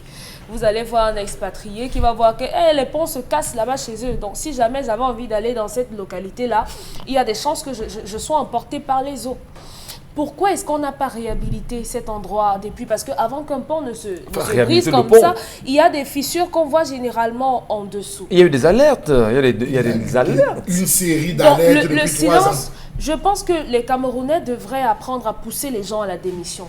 Lorsqu'on observe ce genre de situation, le responsable des travaux publics et autres, là, je crois que ça fait partie de leur feuille de route. S'il n'a pas réussi, parce qu'on a aussi Centre qui s'est cassé récemment, la semaine dernière, donc ça fait un enchevêtrement de beaucoup de brisures de ponts et de routes, il doit démissionner. S'il n'a pas réussi à faire son travail, normalement, il démissionne. Parce que depuis hier, on aurait dû les voir sur le terrain. À l'étranger, les pays, leur destination touristique, leur destination de voyage, de rêve et tout ça, là-bas, on voit comment ça se passe. On vous dit que l'arbre est tombé dans une école publique. Vous voyez le président qui va s'assurer que les enfants n'ont pas été tués. Ici, on attend d'abord des jours et des jours avant que le ministre en question ne descende sur le terrain. Donc, il faudrait que les Camerounais sachent que ces gens sont nos employés. Et qu'en tant qu'employé, on doit avoir un certain rendu. On doit avoir une certaine promptitude dans l'exercice de nos fonctions. Donc, le ministre en charge des travaux publics et tous ceux qui sont affectés à cela doivent illico presto trouver C'est d'abord le ministre de la ville. C'est d'abord le ministre de Mais que fait justement le maire de la ville? Dans la répartition de l'État du gouvernement, il y a l'ingénieur de l'État. Je ne dis pas non, mais je dis en premier lieu qui descend d'abord, c'est le Mindu. Non, en dehors du Mindu. Oui. Il y a aussi le maire de la ville aujourd'hui. Ah bon? C'est une responsabilité qui lui incombe. Nous sommes dans une nationale. Une route nationale, c'est de la responsabilité de l'État, du gouvernement. Oui. Ok, merci beaucoup. Merci pour le rectificatif, je vous en prie. Karine Sontial, le deuxième sujet. Oui, on parle de plus de 207 engins explosifs improvisés saisis à Garoua. La cargaison en provenance du Nigeria, selon les informations, a été saisie le 29 août 2020 dans une voiture de marque Starlet et a été saisie par les éléments de la mission Alto Commerce illicite. Et le véhicule a réussi à traverser plusieurs contrôles policiers. Le gouverneur a décidé d'interdire la circulation des véhicules de marque Starlet dans la région, alors que ces véhicules sont des marques très adaptées pour desservir les coins.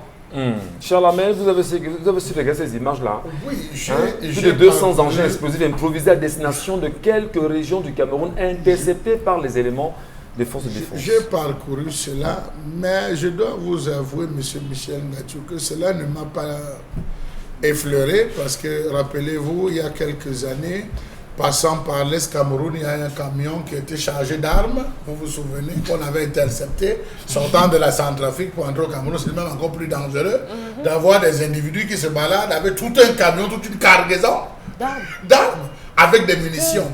Rappelez-vous encore, il y a quelques mois seulement aujourd'hui, on a surpris un individu qui est rentré au Cameroun via la Guinée équatoriale avec des camions, il était allé acheter, disait-il, des batteries de camions, mais sauf que dans ces batteries de camions, il y avait des balles, il y avait des munitions, il a été interpellé encore. Donc vous voyez, c'est plus compliqué à ce niveau quand on parle de cela. Autre chose qui m'a marqué, c'est que je discutais avec des jeunes par rapport à cette situation justement de l'interception de 200 engins explosifs, et les gars m'ont dit que mais grand frère Charles, mais tu parles de quoi? Attends, ne bouge pas. Ils ont pris leur téléphone, tapé sur YouTube comment fabriquer une bombe artisanale. Je vous assure, il y a des tutoriels. J'ai dit, mais bon Dieu, et on vous montre des tutoriels avec les téléphones portables. Et avec, j'ai dit, mais c'est par là que l'armée, on s'emploie à réduire la connexion Internet, couper même la connexion Internet. On s'arrange à bloquer même des gens sur Facebook. C'est sur YouTube qu'il faut aller travailler. Je crois que l'armée devrait se penser désormais de ce côté. Belle interpellation ce matin, Charles. Attendez, on est totalement d'accord avec vous, mais on vous dit merci parce que c'est une très belle interpellation. Est-ce que le ministre de la Défense, enfin le ministre délégué à la présidente de la République chargé de la Défense nous regarde ce matin, quand vous le dites véritablement, que sur YouTube, on apprend justement comment fabriquer des bombes artisanales. Je vous dis que sur YouTube... Et qu'on laisse faire, effectivement. C'est l'enfant qui m'explique. Il me dit que mes grands frères regardent, il tape. Je regarde le tutoriel, on explique comment faire, tape pour placer ça. J'ai suivi des expressions que je n'avais jamais entendues. Je dis, mais attendez. Qu'on se mette à se battre alors que des gars, n'importe quel kidam dans la ville peut faire ça avec un téléphone portable et tout. Je dis, il est temps. Il est grand temps, même seulement avec les déchets, monsieur Michel Ngachou. Effectivement. Les déchets de cuisine. Les déchets de cuisine, les déchets des outils informatiques. J'ai découvert, j'ai dit, mais c'est là où il faut qu'on frappe. Donc, je vous dis, il y a eu plusieurs tentatives. On a attrapé dans des cimetières, des caches d'armes, pas des moindres. On a attrapé un monsieur qui allait à Yaoundé avec des gros sacs qui le tenaient. Pour moi, j'estime que maintenant, il faut se tourner vers le net et c'est peut-être par là qu'il faudra revoir la situation. Le Cameroun est-il complètement en guerre, Dominique Audrey? Parce qu'on peut avoir une guerre souterraine que nous ne voyons pas, alors qu'il y a une guerre entre guillemets qui se laisse être perceptible dans les 3 régions du Cameroun. Mais à regarder ces images, est-ce qu'on n'est pas en train de se dire qu'il y a une guerre qui est en train de se livrer? Il y a une préparation à une révolte totale du Cameroun. Ça part où? 200 d'explosions. Et heureusement, Charlemagne Bachoulet avait dit ce matin, Internet est dans l'accompagnement d'un pourrissement. Comment vous analysez ces images? Internet au Cameroun est venu nous tuer. Vous savez, en Chine, on contrôle l'accès à certaines choses, on contrôle les sites.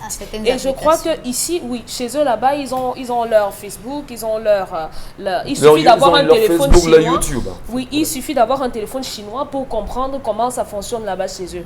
Là-bas, c'est tellement organisé qu'il n'y a pas moyen que certaines informations, certaines séries à la télé, certaines choses arrivent dans leur pays pour venir polluer le mental chez eux.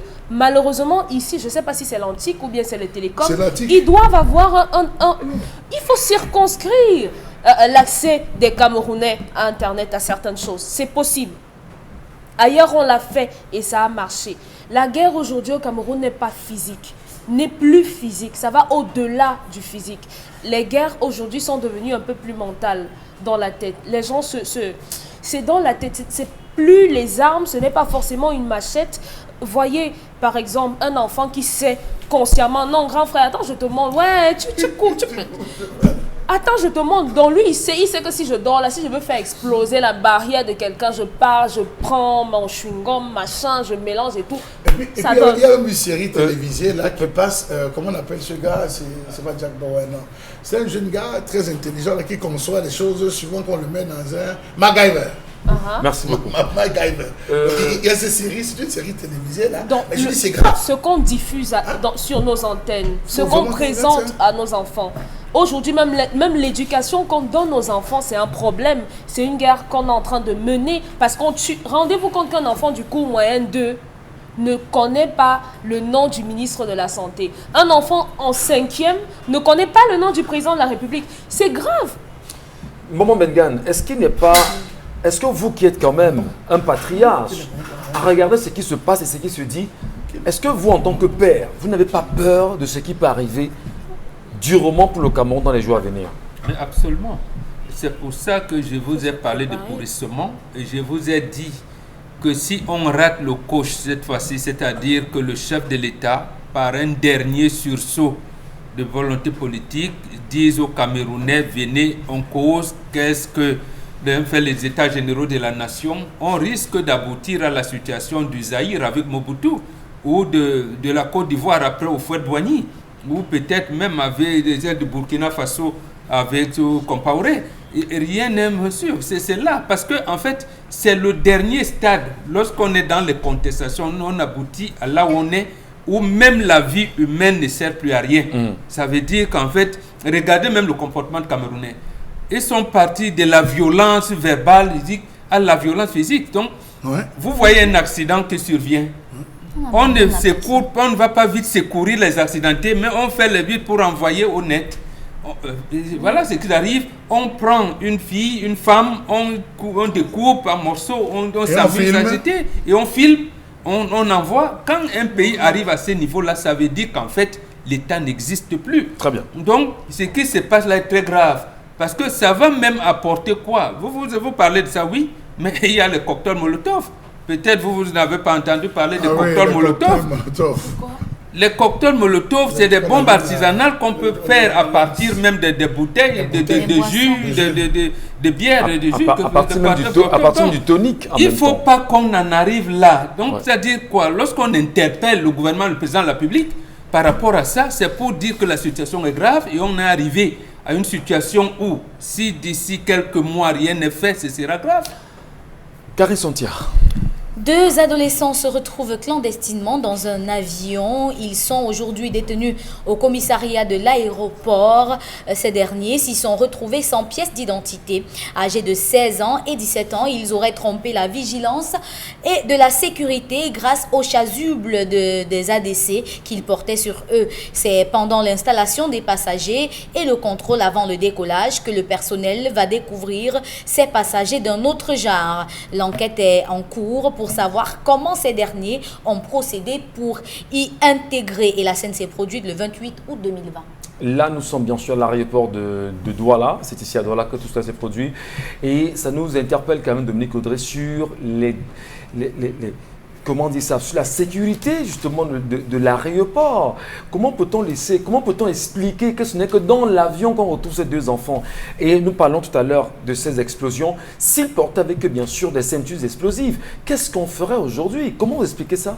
Ils auraient pu être les personnes qui devaient recevoir ces bombes artisanales, les prendre, les installer dans l'avion et sortir. Personne n'aurait jamais rien su. La preuve, ça veut dire que dans nos aéroports, les caméras ne servent à rien. Et si même il y en a, il n'y a pas de personnes qui sont assises. Il n'y a pas de personnes assises derrière les moniteurs pour contrôler les allées et venues des personnes. Donc c'est tellement grave. Et les personnes qui utilisent ces aéroports-là doivent être inquiétées. Ça fait peur. N'importe qui peut entrer. Vous voyez les pays où il y a en France, où il y a des attentats suicides, comme par exemple Boko Haram. Ça veut dire que n'importe qui peut venir nous bombarder. On peut nous exploser à n'importe quel moment. Donc il faut une remise en question. En réalité, il faut avoir peur parce que oui. Il y en a, oui, ça peut venir de partout, à un moment donné, on se dit, bon d'accord, nous sommes la télévision, nous sommes le média, et puis qu'il faudrait éduquer les populations. Mais à regarder quand même ce qui se passe au Cameroun aujourd'hui, il y a de quoi on doit avoir peur dans ce pays.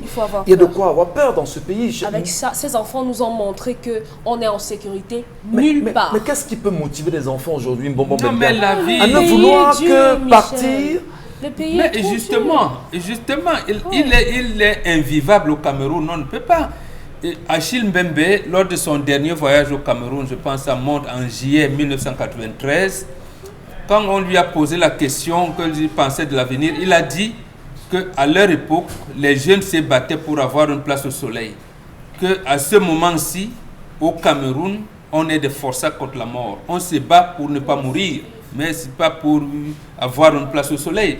Donc, Karine nous dit clairement que ces jeunes 16-17 ans ont mis les chasubles des ADC du Cameroun. Ça veut dire comment est-ce qu'ils ont pu traverser les barrières? Non, ça veut dire quoi? Ils peuvent faire des va-et-vient, ils se lient d'amitié avec les gens qui travaillent dans les aéroports du Cameroun. Ils vont là, soit comme bagagistes, soit on ne sait pas. Bon, alors qu'eux, ils ont un plan. On ne fait pas ça tout un jour. Je ne les connais pas, mais j'imagine qu'ils ont quand même côtoyé. Voilà, ils ont fréquenté ce milieu-là pendant un moment. Ils se sont familiarisés avec un certain nombre, au point où ils ont même vu, et sur là où on accroche les chasubles. Et ils sont entrés pour porter ces chasubles-là et glisser comme s'ils étaient des agents des aéroports du Cameroun. Et se retrouver à l'intérieur de l'avion. Comment vous expliquez qu'on réussisse à vous agresser dans l'enceinte même de l'aéroport? Si vous répondez à cette question, vous comprendrez comment est-ce que les gens font pour... On s'est dit qu'en réalité, parce qu'à le dire sur ce plateau, on aura l'impression qu'on fait la mauvaise promotion du Cameroun et qu'on présente le mauvais côté du Cameroun, nous allons y compris nos aéroports. Soit accueillir, soit accompagner des gens qui vont soit nous-mêmes voyager pour aller dans un pays étranger. Je vous dis, vous arrivez, vous avez des policiers qui sont bien installés, mais vous avez des gars qui sont assis sur les remparts. Les remparts des deux côtés, ils sont bien assis. Quand vous avez que grand, nama grand, tu penses que moi mange quoi? Non, mon grand. Vous vous amusez, ils vous prennent là et ils vous saignent. D'autres arrivent, ils descendent littéralement, ils sentent, mais il y a certains qui veulent prendre l'air, d'autres qui veulent faire fumer, d'autres qui veulent faire pipi. Ne vous aventurez pas à certains endroits. Donc, littéralement, comme disait Bobok, c'est des jeunes qui sont arrivés sur la toile. Je peux frapper sur Google comment pénétrer dans un avion. Il y a des films que je peux regarder. Il y a des films, papa j'ai raté l'avion, papa je suis dans l'avion, en volant flou. Il y a des films qui présentent un ensemble. Donc ne pensez pas qu'aujourd'hui vous avez les jeunes de notre époque, d'une certaine époque. Non, attention. Les jeunes d'aujourd'hui ont une avance terrible avec cette affaire de téléphone, internet. Les jeunes apprennent, les jeunes fouillent. Même l'école à un moment donné ne donne pas. D'abord, on a eu à souvent donner des cours dans une classe où quand vous dites, on dit non, prof, Google a dit, vous commencez à discuter entre la connaissance du professeur et Google. Ouais. Et l'enfant vous dit, attendez, je tape. Il tape, il vous présente. Et effectivement, vous êtes en retard par rapport à l'information. L'enfant, il avance. Donc, je crois qu'il faut adapter. Bob Ogla dit, nous souffrons dans ce pays. Vraiment, qu'ils aient, que nos gouvernants sachent qu'on misère au Cameroun. Et la misère a fait en sorte que même ceux qui emploient les gars qui misèrent, ça rend encore à les faire ça plus dur.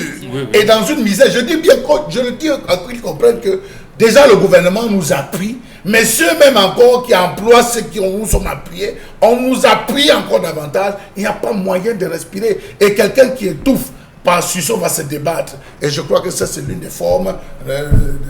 Merci à vous. Merci, madame, monsieur. Restez sur les antennes d'Equinox Télévision et nous parlons encore d'Internet. Est-ce que le ministre délégué à la défense, à la présidente de la République chargée de la défense nous écoute ce matin? Nous interpellons effectivement le ministre lui-même, s'il peut comprendre le cri de ces Camerounais aujourd'hui. Nous interpellons l'Antique également sur ces réalités et il faut faire très attention parce que la protection des Camerounais, en même temps, vous devez l'assurer parce qu'il y a ce qu'on appelle aujourd'hui, moi, on dit tout le temps sur ce plateau, l'Université de la Défense. Nous tentons de vous rapporter des informations. Vous deviez nous protéger, nous, en tant que Camerounais. Et tant que vous ne le ferez pas, justement, nous tenterons, nous aussi, de vous exposer comme cela. Oui, parce que c'est quand même grave. On ne peut pas avoir cette explosion. Cher Lamel, on a ces explosions qui rentrent. On a ces enfants dans les avions. Mais dans quel pays vivons-nous finalement? Dans Tanga Nord et Tanga Sud. Merci beaucoup. Il faut savoir là où vous êtes. Allons saluer Consti Lamine, qui est avec nous ce matin. Consti Lamine, bonjour à vous et bienvenue. Vous nous parlez à l'instant de Von Bio Consti Lamine. Bonjour. Bonjour Michel, bonjour à nos téléspectateurs et bonjour à tous les clients du concept Salaka. Avant de parler bien entendu du Von Bio Oméga 3, j'ai deux bonnes nouvelles ce matin à l'endroit des téléspectateurs d'Equinox Télévision et de tous les clients du concept Salaka. La première bonne nouvelle est la suivante. Vous aviez été nombreux jusqu'à hier 23h, même à minuit, on continuait encore de recevoir les appels et les messages des téléspectateurs, des clients qui nous demandaient est-ce que c'est possible de faire une prolongation spéciale pour les retardataires pour ce qui est de la double réduction. Ça n'a pas été facile. Et ce matin, à 9h00, une réunion s'est tenue au magasin 1001 Tapis entre certains partenaires du concept Salaka, le directeur général de 1001 Tapis et bien entendu tous ceux-là qui travaillent au quotidien du côté du magasin 1001 Tapis. Et à la fin de cette réunion, on a décidé de répondre favorablement, bien entendu, aux doléances de tous les clients du concept Salaka, ceux-là qui n'ont pas eu, bien entendu, peut-être le temps, qui n'ont pas eu les moyens de faire les achats pendant le mois d'août à l'occasion de cette double réduction. Alors ce matin, j'offre 11 jours de double réduction supplémentaire à tous les clients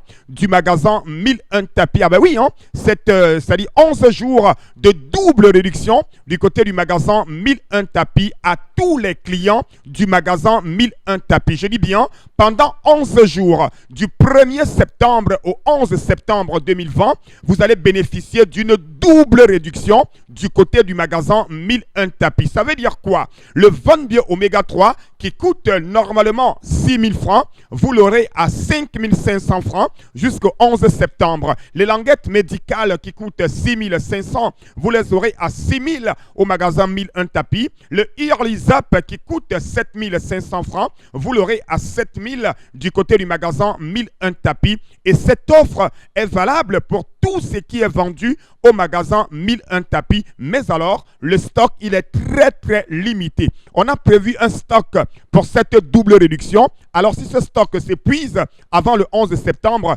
la promotion va peut-être s'arrêter. Mais j'invite tous les téléspectateurs, tous les clients à venir au magasin 1001 Tapis, à ne pas perdre le temps. La deuxième bonne nouvelle est la suivante. Tous ceux qui vont faire les achats d'aujourd'hui à samedi, d'un montant supérieur ou égal à 100 000. Donc, dès que vous commencez à faire les achats aujourd'hui, et cela jusqu'à samedi, si votre facture est supérieure ou égale à 100 000 francs, vous recevez gratuitement un kit scolaire. Et ce kit scolaire va contenir les cahiers, les livres, les stylos et plusieurs autres avantages. Ceci est offert par le directeur général de Milan Tapis et tous les partenaires du concept Salaka. C'est donc l'occasion d'attirer l'attention de tous les téléspectateurs, de venir au magasin Milan Tapis, de garder les factures, commencer à faire les achats aujourd'hui. Si d'ici samedi, vous avez un montant supérieur ou égal à 100 000 francs, vous recevez gratuitement des kits scolaires d'un montant très très élevé. Nous allons tout de suite rapidement rappeler les avantages du Von Bio Oméga 3. Ce complément alimentaire que voici permet de réduire les complications du diabète. Le Von Bio Oméga 3 permet également d'assouplir nos articulations. Le Von Bio Oméga 3 permet également de stabiliser la tension. Et surtout en ce moment où on parle bien sûr de coronavirus, en ce moment où on parle de cette pandémie, j'invite tous les diabétiques, les hypertendus à ne pas se séparer de leur Von Bio Oméga 3. C'est important de l'avoir. C'est un complément alimentaire qui stabilise notre santé. C'est un complément alimentaire qui vous permet de vous sentir à l'aise en longueur de journée. Il coûte en ce moment 5 500 francs. Les numéros de téléphone, vous les aurez au bas de l'écran. Relevez ce numéro de téléphone, passez vos commandes et venez au magasin Milan Tapis. Question de profiter de cette double réduction que vous avez demandé. Je le fais pour vous et rien que pour vous. Merci Constilamine, merci infiniment. Allez, madame, monsieur, retour sur ce plateau avec Karine Santia qui avait une dernière image à nous présenter ce matin à l'endroit de Mbombo Mbengan qui devrait également l'analyser avec nous dans le cadre de l'interpellation. Et parlons bien sûr d'interpellation, on aimerait bien comprendre Karine Santia, il s'agit de quoi? Il s'agit du Bénin, Patrice Talon, qui demande à ceux qui le soutiennent dans ses actions de ne plus manifester en utilisant des affiches et posters à son effigie, car ces pratiques ne sont pas conformes ni à sa vision, ni à son combat contre le culte de la personnalité. Cette notification a été signée le 29 août à Cotonou. Allez, on voudrait bien avoir, si possible, avec la complicité justement de notre REA, cette image-là qui a fait le tout bien sûr l'actuel. Mon Bengan, lorsqu'un président de la République lui-même vient à dire, effectivement qu'il y a un certain nombre de réalités concernant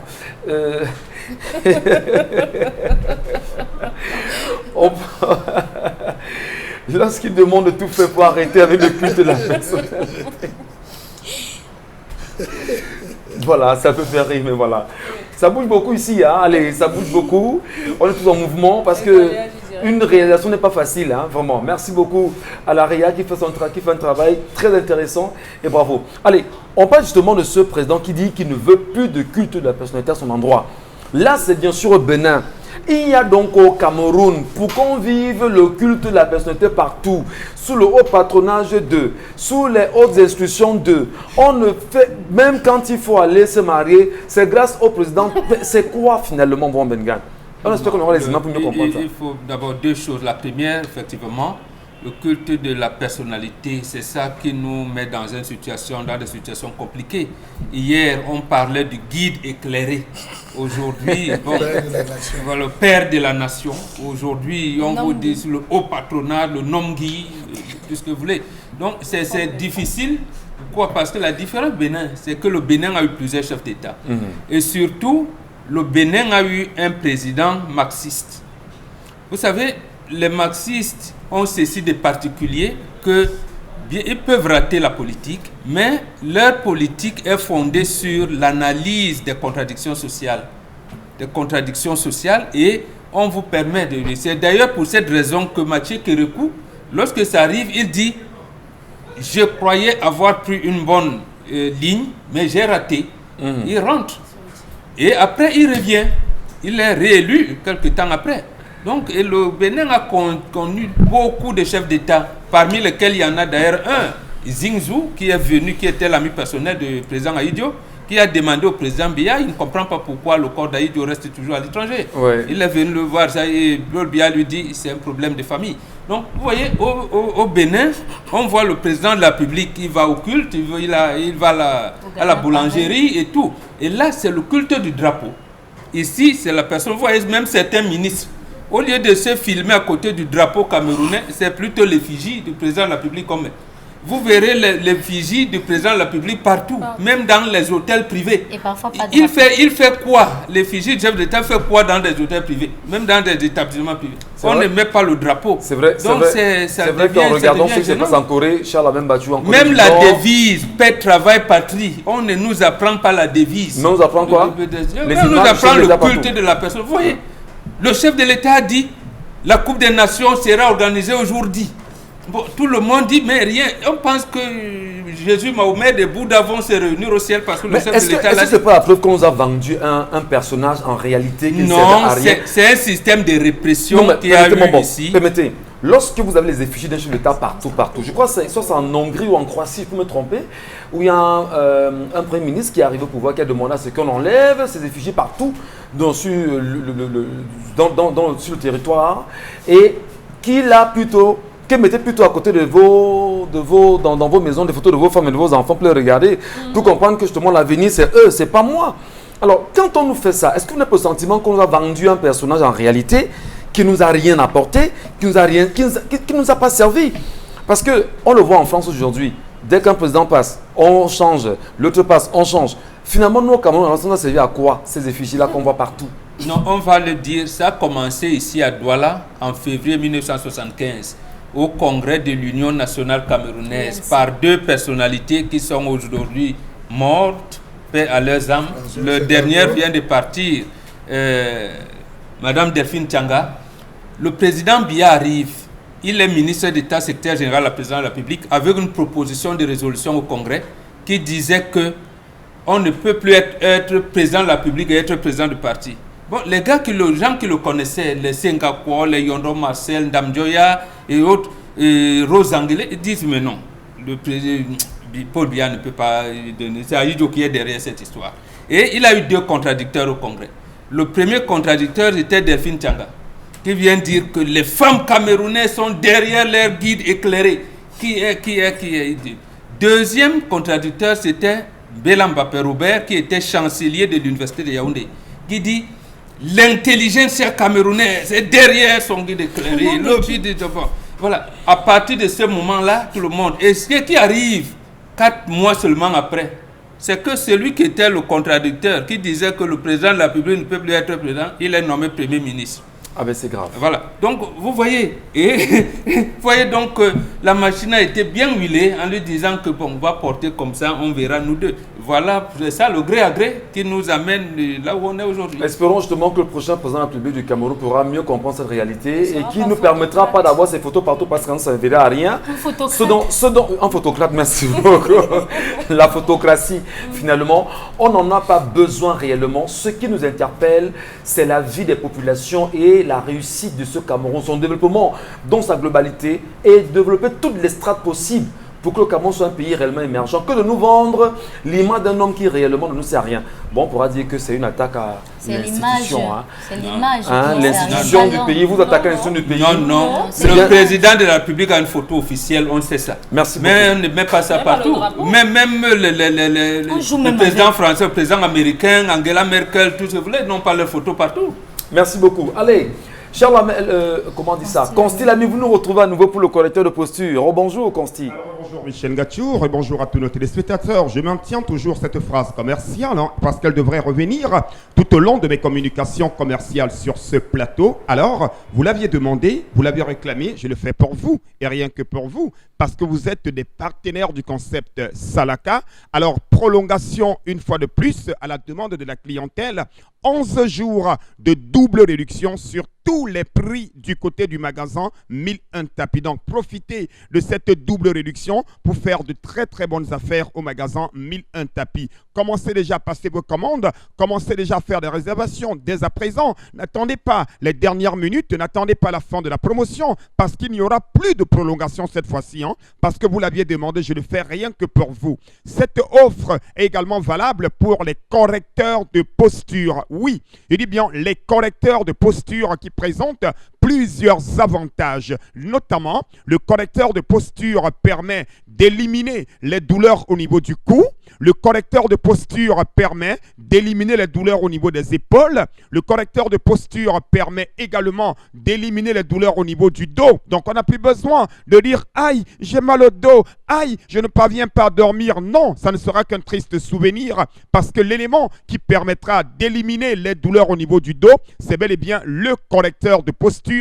Comme j'aime très bien le dire, correcteur de posta. Yes, il y a hot for your dos. Il y a hot for your neck. Il y a hot for your épaule. Just come for magasin 1001 tapis and take your corrector de posta. Corrector de posta na fine jacket way when you wear am anytime. It go make say you go here fine for your skin. It go make say you go work a fine. It go make say you no go make again aïe.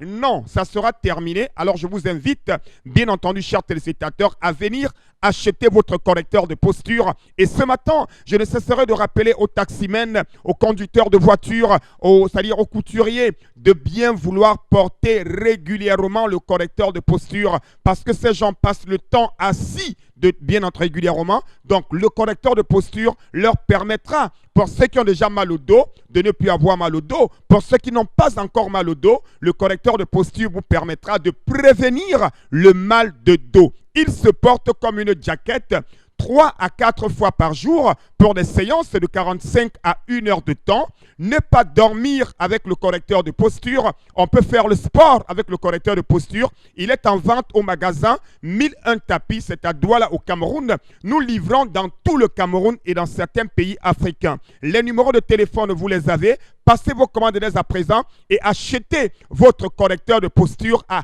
9 500 au lieu de 10 000. Je rappelle que la réduction de 500 est une réduction spéciale, est une double réduction spéciale à la demande de la clientèle. Donc vous avez le correcteur de posture en ce moment au magasin 1001 tapis à 9 500 francs au lieu de 10 000. Quelle que soit la couleur, quelle que soit la taille, vous l'avez à 9 500 francs. Le prix de promotion est de 10 000. Le prix de la double réduction est de 9 500 francs au magasin 1001 tapis, c'est à Douala au Cameroun. Et je rappelle une fois de plus que cette offre est valable sur tous les articles qui sont en vente au magasin 1001 tapis. Et je ne saurais partir sans rappeler à tous les clients, je vous permets de pouvoir bénéficier des kits scolaires. Alors, ayez une facture supérieure ou égale à 100 000 francs et bénéficiez des kits scolaires offerts par tous les partenaires du concept Salaka et le directeur général du magasin 1001 tapis qui récompense sa clientèle pour cette rentrée scolaire 2020-2021. Merci beaucoup. Thank you plenty. Merci Consti Lamine, merci à vous madame, messieurs de nous avoir regardé ce matin sur les antennes Equinox Télévision. Charles Amembatou, Karine Santiam, Bonbon Bengan, Dominique Audrey, la grande équipe en même temps. Vous promet de vous retrouver demain lorsqu'il sera 10h. Mais entre-temps, arrêtez Camerounais avec les vannes. On est au Cameroun, hein, pas en photocratie, je vous en prie. Il faut arrêter avec les vannes. Allez, la photocratie n'existe pas. On est au Cameroun, pardon. À demain, avec le même plaisir.